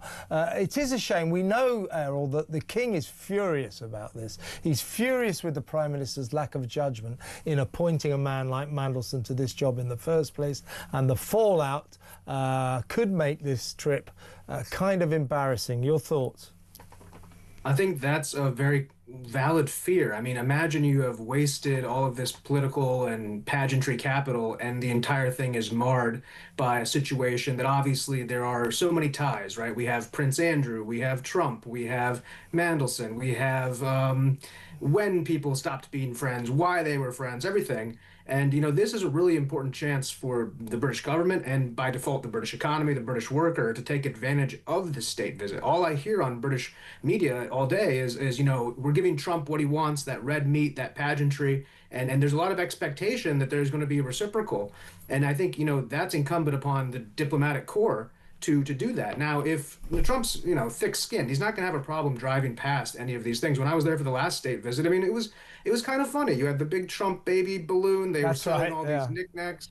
I mean, honestly, it was all, you know, back in those days, people threw milkshakes, and that was the worst, by the way. So things have gotten a lot hotter since then. So I think we're in a situation where, yes, it's going to be front and center in the UK because, you know, the media there, that's where it's playing, but is it going to play at home in the domestically? Not really. Nobody in America cares about the UK ambassador. They don't know who they are, like your average person, if you went and knocked on doors, would have no idea. So the concept is going to be more about, is the visit with the King successful, and is Donald Trump pulling any other deals here? We have AI, for example, something that both countries can work together. Melania Trump doing an AI challenge for youth. Maybe we can see some cross-country collaborations. There's a lot of positive things here. So it's going to be incumbent on Keir Starmer and everybody to, I think, choreograph or navigate this to not be a national embarrassment where it's just, you know, questions being lobbed that are about scurrilous accusations that aren't going to be beneficial to the climate. But that is the free press, and we have to play with it. Absolutely, and these visits are always peppered with media conferences, pressers as we called them. Donald usually loves them. Usually he'd probably stick around and have a little tarmac chat with the waiting media. Now the plane has just stopped. My guess is he's not going to do that tonight, but I may be proved wrong in the next 5 minutes. Let's go back to you, Angie. Errol quite rightly saying, you know, not that many people in America know who the hell Peter Mandelson is. We in Britain wish we didn't know who the hell he was either. He's always in a scandal, and he's just been scandalously sacked again. But it's not really about not knowing who Peter Mandelson is it? It's about the Jeffrey Epstein connection, a man whose tentacles continue to cause massive problems years after his death. As you say, there's Prince Andrew, a man who kept up his friendship with Epstein after his conviction for a paedophile sex offence. Now we know Peter Mandelson did the same. And then, of course, you've got the Donald Trump connection, a definite friend of Epstein once, although he denies that the entry in his in Epstein's 50th birthday book is genuine. He says that's a fake. But Epstein, that is the name you are going to hear ad infinitum over the next 2 days, every time the media get a chance to talk. And I suspect that Donald won't be that thrilled about that either. No, he won't, but he's so media savvy, he'll know how to pivot from that narrative pretty quickly. I'm sure there's going to be some sort of deals made. Certainly, Donald Trump is there to show that we have a very, very strong relationship with the U.S. and UK, and we want to maintain that relationship. I think more people should be looking at where we are with each other in this relationship, in respect to Europe, in respect to Ukraine and beyond, and NATO. All of this is wrapped up in this trip. Also, there's expected to be some sort of tech, maybe energy deals that may be announced. We know that earlier today, Secretary of State Marco Rubio had landed, and he was looking forward to meeting the Foreign Minister, Cooper, and having those negotiations. There's going to be a lot of deals that are announced. So even though maybe in the early days before the president steps off Air Force One, yes, maybe it's wrapped up in scandal. Yes, Jeffrey Epstein's ghost is still haunting us, but when these deals are made, they're going to be explosive, and I think that's what's going to take over the news cycle. I think you're right. I mean, there will be positive things about this, and we're already hearing about nuclear deals and various trade deals. So that will all be definitely to the advantage of both countries. Let's go back to Errol. Angie just talked about the special relationship where America and Britain are in that historical friendship. Where are we? What's your view of that? How close are we still? Because, of course, we have an administration in America which is literally the polar opposite of our administration here. Mr. Trump will have noticed that in the past 2 weeks, Keir Starmer's government has unravelled in spectacular fashion. I mean, he is in big trouble. People saying he won't last too much longer. He's made a series of terrible decisions. He's always U-turning. He's staggering from scandal to scandal. But the special relationship continues, of course. How will Donald look at Britain and look at Starmer in terms of the kind of almost comedy of errors we've seen over the last month or so? Well, I have to say, with regard to the special relationship, I think it's a matter of timing, and we got really bad timing in the sense that we had Trump, and then when we lost Trump, you guys got Boris Johnson, and that totally threw everything off because it didn't work without Trump. And then you went back, and then we got Trump back, so everything discorrelated between our two countries in terms of timing, which made the special relationship look, I think, weaker than it actually is. And regardless of any mistakes made by Starmer's administration or Rishi's or whoever, I don't even know who's been the prime minister. You've had so many prime ministers in the last couple of years, but everybody who's been there, it hasn't diminished how much the military and intelligence community has collaborated. And the cornerstone of the Western Alliance is, of course, that security guarantee. And I think that's one thing that we can all be proud of that stayed through all of the miscommunications, let's say, socially between our timings of electing leaders and the way that, people talked about each other. Regardless of that, the U.S. military, the MI6, CIA, all of these organizations, the Five Eyes organizations across the Commonwealth and the U.S. have been robust, have increased their support, have increased their willingness to engage around the world, whether that be in Ukraine or whether that be in parts of Asia and parts of Africa. So I think there has been a lot of progressive success. It's been quiet, and it's been on the global scale because socially, diplomatically, internally, we are on polar opposites, whether it comes from free speech, as we all know, whether it comes from certain rights, whether it be gun rights or how we conduct ourselves, or just in general, just the total belief systems of the two countries, which are so deviated. But that does not mean that two countries can't have completely different modern times change every decade. So we can discorrelate socially. As long as we maintain that core security alliance, everything will be copacetic and happy from our side. Let's hope so. Back to you, Angie. We were filtered news over the weekend, presumably from the Trump camp, that the president intends to go easy on Keir Starmer, our Prime Minister, over the next couple of days, despite the massive trouble that Keir Starmer is in politically. His government is in big, deep trouble. But the president's going to go easy on him. Well, we in Britain, or millions of us in Britain, would like the president not to go easy on our Prime Minister. We'd love Donald to give Keir Starmer a very hard time because, excuse my language, but he bloody well deserves it. Your thoughts? I don't know if he's going to give him a hard time. I think President Trump and the First Lady really enjoys coming over and spending time in the UK. No, he says he's not going to give him a hard time. But he's not going to give him a hard time. No, but we in Britain would like Donald Trump to give Keir Starmer a hard time because he deserves it. Oh, well, I think they're both statesmen, and I think he'll be on his best behavior, certainly representing America. And again, they really enjoy. This is by the way, this is the first time a U.S. president has visited the UK twice on a state visit. Absolutely. Here he is. Right, here he is, by the way. Excuse me for interrupting. He's now come to the door of the plane with Melania, and they're about to descend the stairs. Let's hope he can do it with more aplomb than his predecessor, President Biden, who always has such trouble with aeroplane steps, didn't he? Yes, he did. He falls up the stairs somehow. Yeah, well, he's there. He's just about to step foot on British soil. Well, listen, both of you, very good to talk to you. Perhaps we'll keep in touch over the course of this visit. So thank you very much. But by the way, before I go, if I can just go back to Errol. Errol, you're off to your friend Charlie Kirk's funeral. Am I right? It's on Friday in Arizona, is that correct? It'll be on Sunday in Glendale.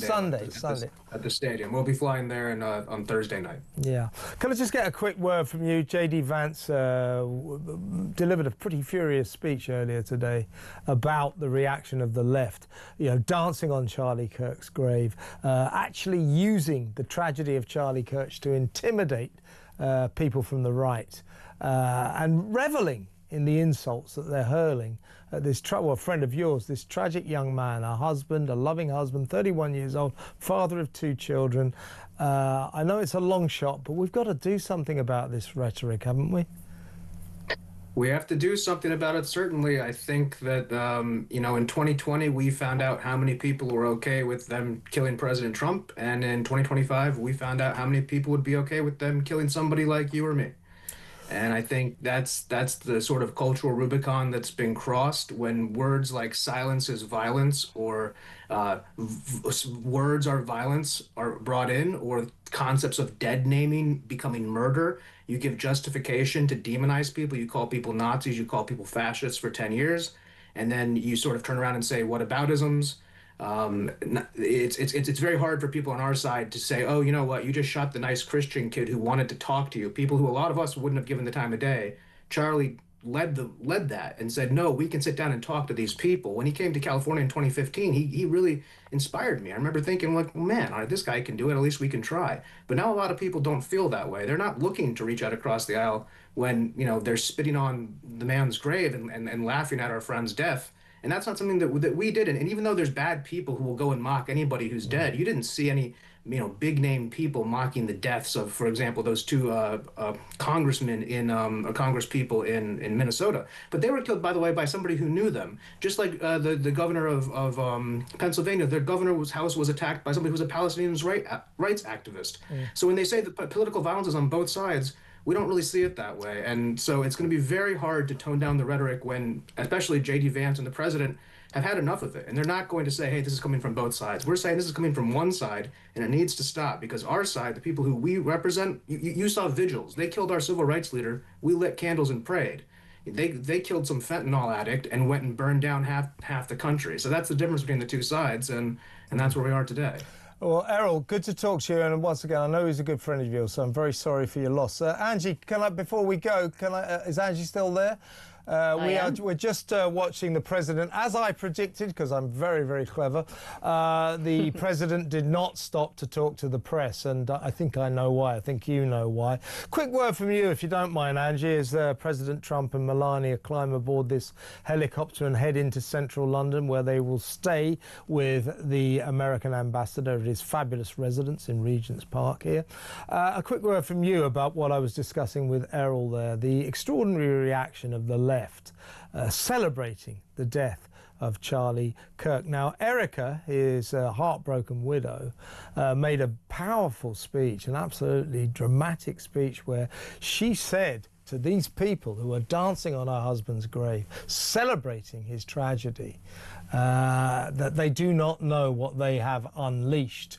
Now, I absolutely sympathise with what she's saying, but it's kind of worrying what may follow this terrible tragedy. Yes, and Charlie Kirk's death is a mirror of our nation right now. It's a mirror of what is happening in a very closely radicalized USA.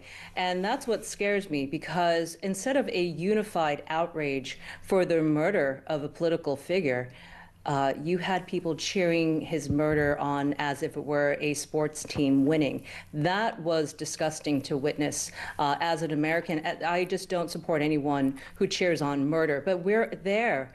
And that's where we are in the United States. So we have to really take a look at how we got there. It used to be that we can speak with our neighbors. I may have voted a different way. I may have an American flag flying outside my house. My neighbor could have voted a different way, but at least we still spoke.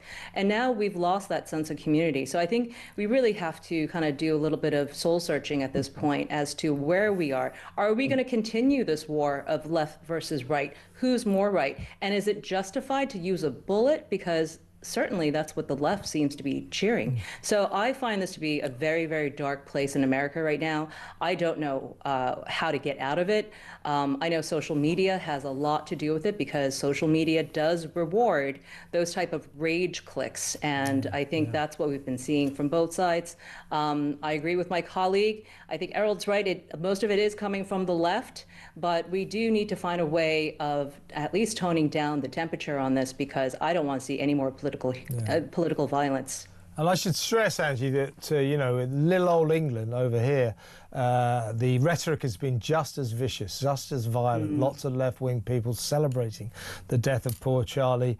And don't forget, we've, in not too long ago history, we've had two political assassinations here in this country as well. Joe Cox and David Amis from both sides of the political fence. So this is not a syndrome that we do not suffer from as well. So difficult times.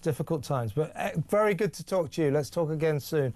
That's Angie Wong, Republican strategist and Miami committee woman, and Errol Moore, coach from the Republican Overseas Organisation, who will be back in London, I do believe, next week. Let's go to break as we watch the helicopter, the president's helicopter, taxiing across the tarmac at Stansted. As I said, as I predicted, no media chat on the tarmac.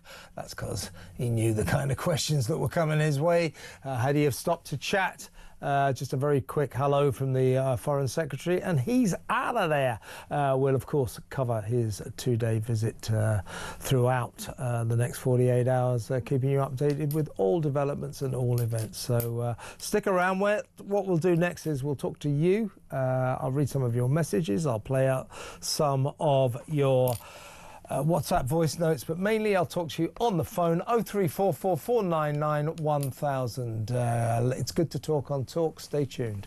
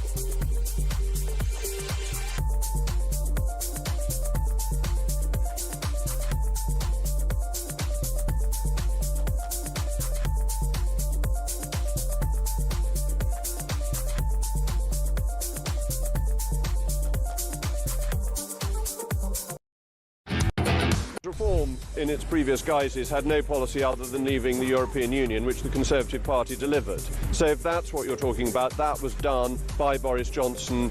It was delivered by the Conservatives. So they didn't have any policies other than that of any merit at all. And Richard Tice has already said quite clearly that the manifesto they stood on in 2024 is now irrelevant. So they don't have any policies beyond all the Brexit manifestos one, are done by the irrelevant Tories. after an election, apart from the person who wins.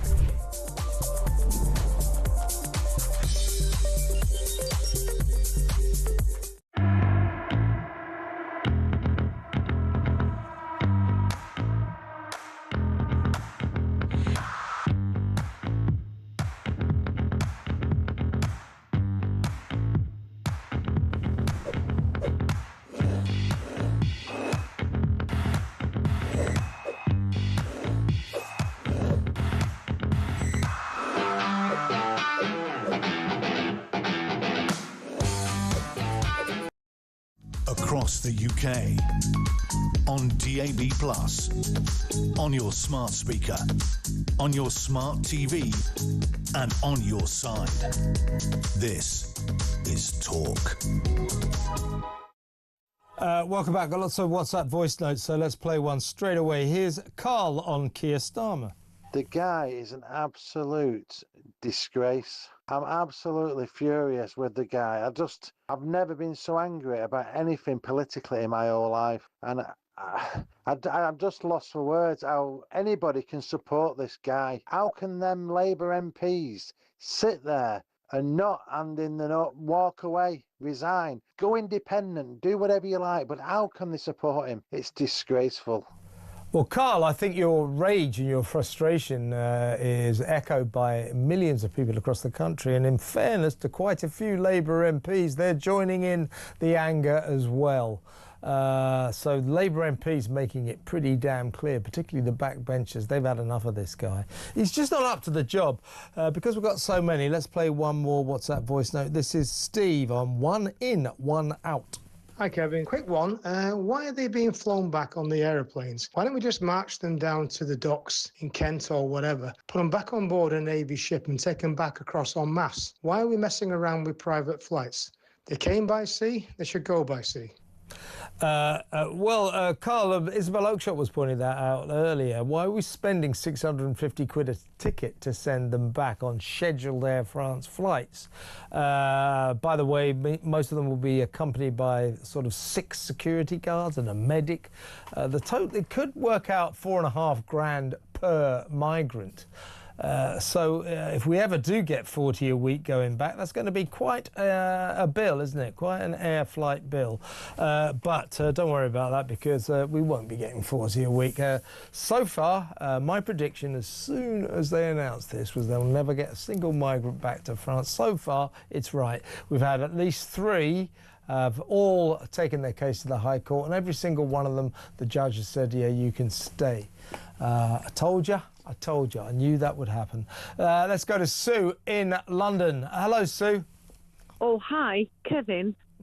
Good to speak to you again. You too. I'm going to keep this really, really short. Yeah. I spoke to my daughter the other day, and she's all over the social media, internet, whatever. Yeah. I'm not. I'm just not. Yeah. Steer clear of that. Older. It's a cesspool, Sue. It's a cesspool. Yeah. But I'm even older than Jeremy Kyle. Oh my God! You're joking. Can you tell him to stop talking? What are you then? Like sort of 82 or something like that? I'm 108. Yeah. Well, that would make you ever so slightly older than Jeremy Kyle. No, seriously, what do you want to talk about, Sue? Well, okay. So I've got a couple of bite sizes here.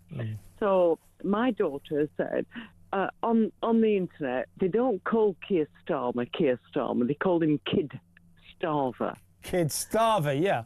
What, the Farmer Harmer as well. Yeah. He's got a lot of nicknames. Only a few of them broadcastable on a family show. Exactly right. But then that took me into a conversation with her about Margaret Thatcher, the milk snatcher. Milk snatcher, yeah. Yeah. However, I admired Margaret Thatcher for her political stance. Well, also, Sue, she was competent. This, as I keep saying, I think this isn't about politics. This isn't about them being left-wing or socialist. It's about them being even vaguely competent, and they're not. This government is utterly incompetent, and they are being led by a man who makes terrible decisions. He's staged so many U-turns, he must be dizzy. He's got the Mandelson affair, which is an absolute shambles. We had Angela Rayner. This guy's not up to the job, Sue, that's the point. Yeah. What did Margaret Thatcher say? This woman is not for turning. And I was talking to my daughter about this. She's in her very early 20s. And she went, oh, is that where that comes from? The lady is not for turning. This lady is not for turning. The lady is not for turning. And I talked to her about, I said she didn't take a salary. She didn't, she was fantastic in her resolution with the Falklands. And I was... Did you say she didn't take a salary? I think she took her salary. No, I heard not. No, she did. She took her salary. I'll tell you why she took her salary. It's because she was a woman of the people. She was not some sort of privileged millionaire who came from stately homes. She grew up in a sort of lower middle class home in Grantham. That's why she took her salary, because like the rest of us, she needed the money. Nothing wrong with that. No. Okay. I'll belay that one. Okay. So, the other option I want to put to you is I've been around the block, Kevin. I love you keeping this brief. Yeah, I've been around the block. It's about the longest phone call I've ever had. What are you going to say next, Sue? Go on. Right. If you want to bring down an organisation or indeed destroy it, just put a lawyer and/or accountant in charge, and they will do the job for you. Oh, yeah, sure. And what have we got? We've got a blooming lawyer in charge. Yeah. You want to make this country better, Sue? I don't suppose this is ever going to happen. But here's what: when I achieve total power, and it's not long, it won't be long. What I'm going to do is I'm going to ban all lawyers from the House of Commons. No more lawyer MPs. That place, the House of Commons, is packed with barristers and solicitors, old windbags who used to drone on in court and now drone on in the House of Commons. And as you say, they block everything. They are so slow and laborious about everything, which is why politics grinds forward at a glacial pace, much slower than the rest of the nation. And under this lot, it's ground to a virtual halt. So yeah, I agree with you. Totally agree. But hey, Kevin, that's what I deal with every day. I deal with the law every day. I'm not a police person. I deal with the law, but a different type of law. Yeah. But I understand how the law can be interpreted. Of course it is. The law is malleable. It's flexible. It depends how you interpret it. You're absolutely right. And lawyers tend to screw everything up, stop everything, ruin everything, and certainly make everything travel at a kind of ridiculously slow pace. Sue, got to move on. Thank you very much for an excellent call. That's Sue in London, keeping it brief. Let's quickly talk to Carl in Liverpool. Hi, Carl. Good evening, Kevin. How are you? I'm all right, mate. What would you like to say? I'm all right. Yes, so it's just 2 points, really. The one in, one out scheme under Starmer, obviously, we know it's thousands in, none out. But this year, like just the wording of it, one in, one out, everything, it's not going to change anything. We know it's a con. I just think, just on the back of that alone... Of course it's not. It's supposed to be a deterrent. It's not a deterrent. Yeah, it hasn't worked, does it, from day dot? I mean, he came in, got the Rwanda plan, and then that was it. My other point, the state visit with Donald coming over. Yeah.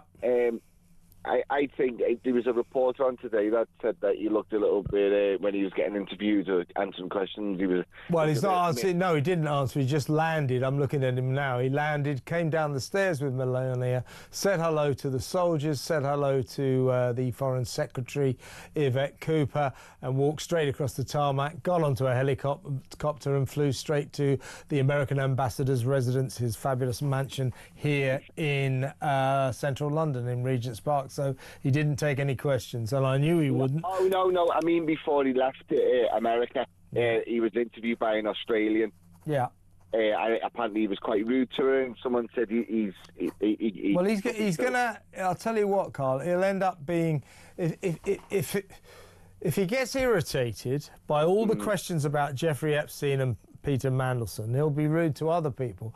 But he better be used to it. He better steel himself. He better prepare himself, because he is going to be on the receiving end of an avalanche of questions about his friendship with Epstein, Peter Mandelson's friendship with Epstein, the fact that the Prime Minister had to sack the ambassador to Washington days before a state visit. That will be the narrative. That will be the entire discourse during this 48-hour state visit. And Donald, I mean, he's a polished public performer, but he won't like it. No, I don't think he will. I think, and all the Charlie Kirk thing as well, and we had the United Kingdom, and people were shouting fascists and Nazis and stuff, and he was on television the other day, wasn't he, saying about the right wing isn't real, the crazy lefty loonies. Oh yeah. I think he doesn't like that rhetoric, and I think he'll still be hating from. Obviously, he's going to be hating from Charlie Kirk. Yeah, but the main thick questions he's going to get are going to be Jeffrey Epstein. Yeah, all day, every day, Kev. I think that's going to be. And he really won't like it, Carl. No, but it should be. It'll be an interesting short visit, so we will watch events closely. Carl, got to move on. Good call, though. Always good to talk to you. Thanks for another excellent phone call. Very quickly, let's play a WhatsApp voice note. This is Matt on One In, One Out. Just reacting to the news that the third migrant has had his deportation blocked. But what I want to know is, where are they staying in and around Heathrow or Gatwick for free? That's the worst thing, because in the last 5 years, I've had 2 or 3 flights cancelled and delayed, and I don't get a free hotel. I got a chance to stay for 150 quid, or sleep on the departure lounge floor and use your golf clubs as a pillow. We're being treated like absolute mugs. What is wrong with this country? It's laughable. Matt, they're migrants. They don't pay for anything. We pay for them. You know that. We pay for their hotels. We pay for their lawyers. We pay for their doctors. We pay for their dentists. We pay for their food. We pay for the lawyers who fight their cases to stay in this country. We pay for their lives. You know that. Let's go to break. When we come back, we've got one more WhatsApp voice note, lots more calls, and I'll read a few messages out. So stick around. I should say, by the way, just before 10 o'clock, or we'll go to the 10 o'clock news. After that, it is the second edition of Harry Cole Saves the West. He's launched his new TV show. It's going to be Monday to Thursday here on Talk, all the way from America. Although, because of the state visit of the President of America, Harry's here. He's about, he's a few floors below me right now. So he's ready to take over the helm of the Good Ship Talk at 10 o'clock. So you can watch that. And then Petri Otskin will come on at 11. So all that's still to come. Let's go to break. When we come back, more calls, more messages, more WhatsApp voice notes. So stick around.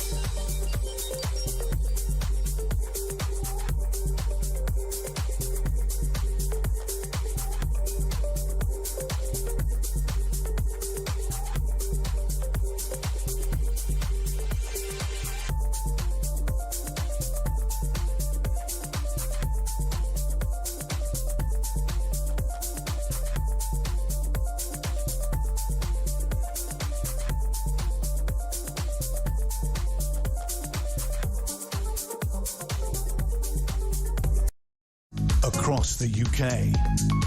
On DAB+, on your smart speaker, on your smart TV, and on your side. This is Talk. Welcome back. A couple of messages, texts. This is from Rob in Wiltshire. He says, don't forget the migrants that France are going to fly in by the plane loads in a reciprocal arrangement. You can't make this crap up. Starmer has just got to go before he destroys what's left of our country. Yeah, there is talk. I mean, this is supposed to be one in, one out. As I say, the score so far since we launched this scheme in early August. The idea is swap a foreigner with France. For every migrant they send to us, we'll send one to them. Doesn't solve the numerical problem, does it? But it's supposed to be a deterrent. By the way, just looking, I think, at Donald Trump's helicopter landing in Regent's Park, not far from here. That's where the American ambassador lives, fabulous residence, right in the middle of the park. Looks like he's landing there now, so it didn't take long to get in. That's the way to get to Stansted, from Stansted to London, folks, in a dirty grey helicopter. So maybe he's just landing there, I'm not sure, but he will be soon. But yeah, you're right. So these flights come in there. There's talk, although none of our migrants seem to be succeeding, or we don't seem to be succeeding in flying any of them to France. There's talk that there might be a plane load of French migrants coming in to London or to Britain on Saturday. Well, that better not happen, because that would be, you know, that would contradict the idea. The deal is we swap.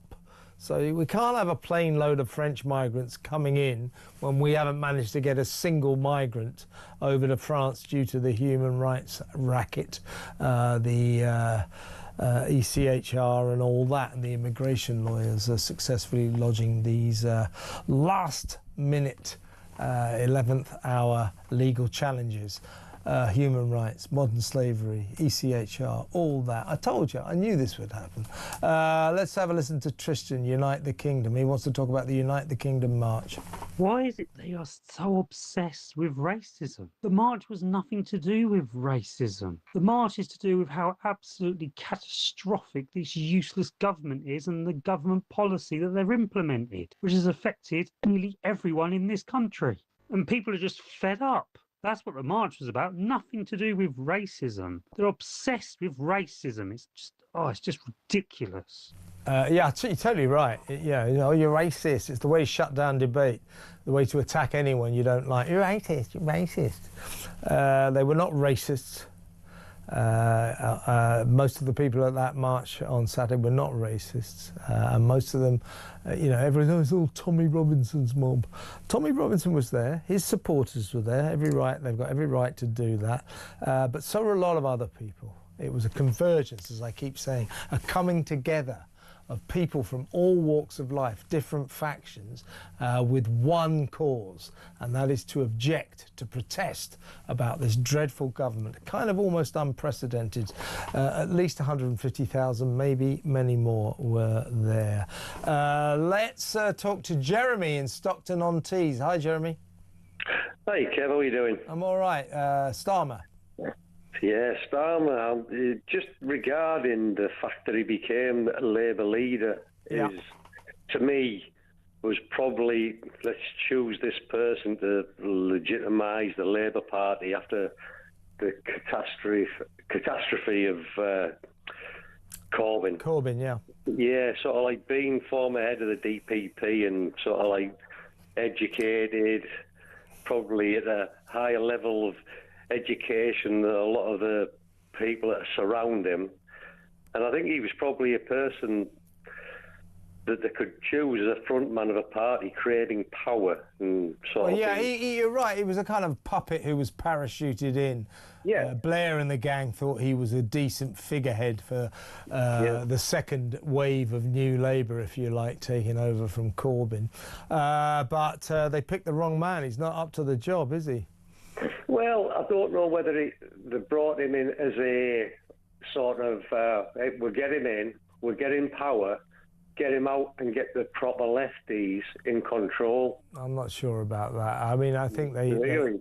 I don't think he's a scapegoat. He's just that they picked the wrong man. He's not up to the job, and he's chosen. Well, who else though could they have chosen within? Well, they're talking Labour about Party? Andy Burnham now. Although no, I'm going back sort of when Starmer. there's all was sorts chosen. of people they could have chosen. Who?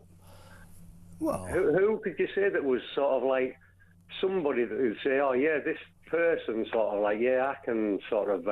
We're streeting maybe. Yeah, but that's going back how many years? Wouldn't have been ready.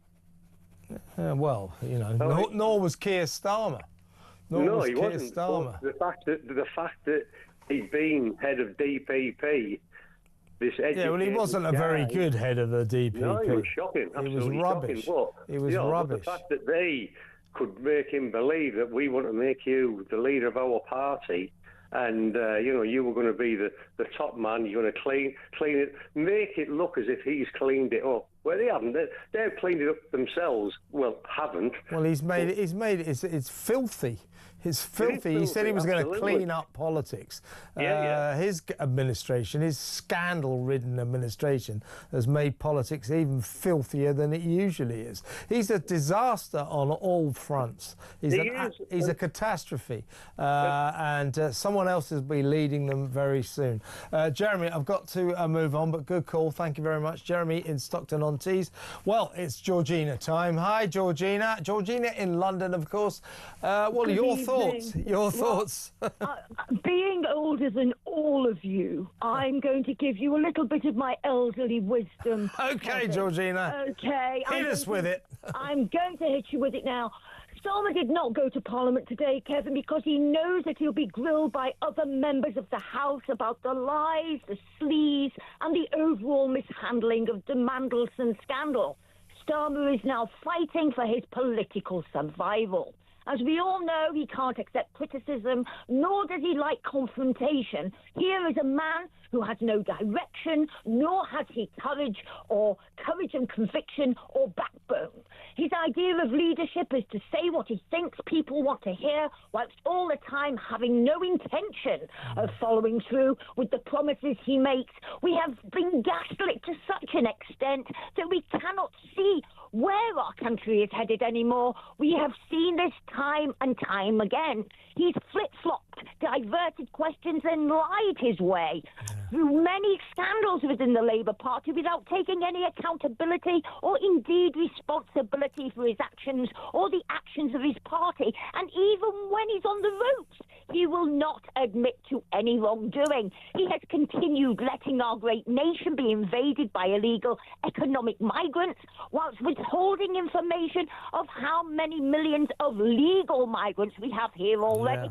71% of whom, Kevin, are on benefits paid for by the British taxpayer. How long do you think he can last, Georgina? Serious question. How long do you think he will last? I'm just going to say now, this man is becoming an increasing embarrassment. I agree with that. How long do you think he's going to last? I will give him till the end of next week. He's now a liability to our country and the British people within it. And the present Mandelson scandal, Kevin, which I can assure you has only just raised its ugly head, is the final nail in Starmer's Yeah, I think you're right. There's something very final about the Mandelson affair. It really, really is a shocking, almost comedy of errors, except there's nothing funny about it. It's a disaster. What on earth was he thinking? This man who's just lurched from scandal to scandal for his entire life, twice fired by Tony Blair, in disgrace. Oh, what could possibly go wrong by giving him the job in Washington? It's extraordinary. It's extraordinary. And the Prime Minister, Keir Starmer, knew about these emails that Mandelson had sent his best pal, the paedophile Jeffrey Epstein, after he was convicted of soliciting a minor. It doesn't get worse than that, Georgina. Georgina, you're absolutely right. I sense he might just last more than the end of next week, although that would be good to see him go then. But I think the writing is on the wall. For whom does the bell toll? For Keir Starmer, it tolls for you. Georgina, great to talk to you as always. Thanks for another excellent call. As I say, fairly soon, in about a minute or so, just over that, it will be Harry Cole Saves the West. He will, of course, be dealing with this state visit, which is beginning before our very eyes. Just watching the helicopter touchdown at the American ambassador's fabulous residence in Regent's Park right now. I can see the president through the window. Tomorrow should be interesting. That is when the questions are going to start. A couple more messages. This is from Chris in Northumberland. He says the biggest issue with Keir is that he is a weak man. Proved that today by not having the guts to go to the Commons for the Peter Mandelson debate. Agree with you there, Chris. He goes on to say, because of his position, he makes us weak to everyone around the world. Entirely flaccid, pathetic man. It's embarrassing. Yeah, good point that. So yes, one more cabinet or one more defection from Keir Starmer's administration today. So they're dropping like dominoes, falling like flies. We'll keep you posted with more developments tomorrow. In the meantime, you've been an amazing audience. I've been a mediocre presenter. I'll be back tomorrow at 7 p.m. Enjoy Harry Cole Saves the West. That is coming up next. Stay tuned.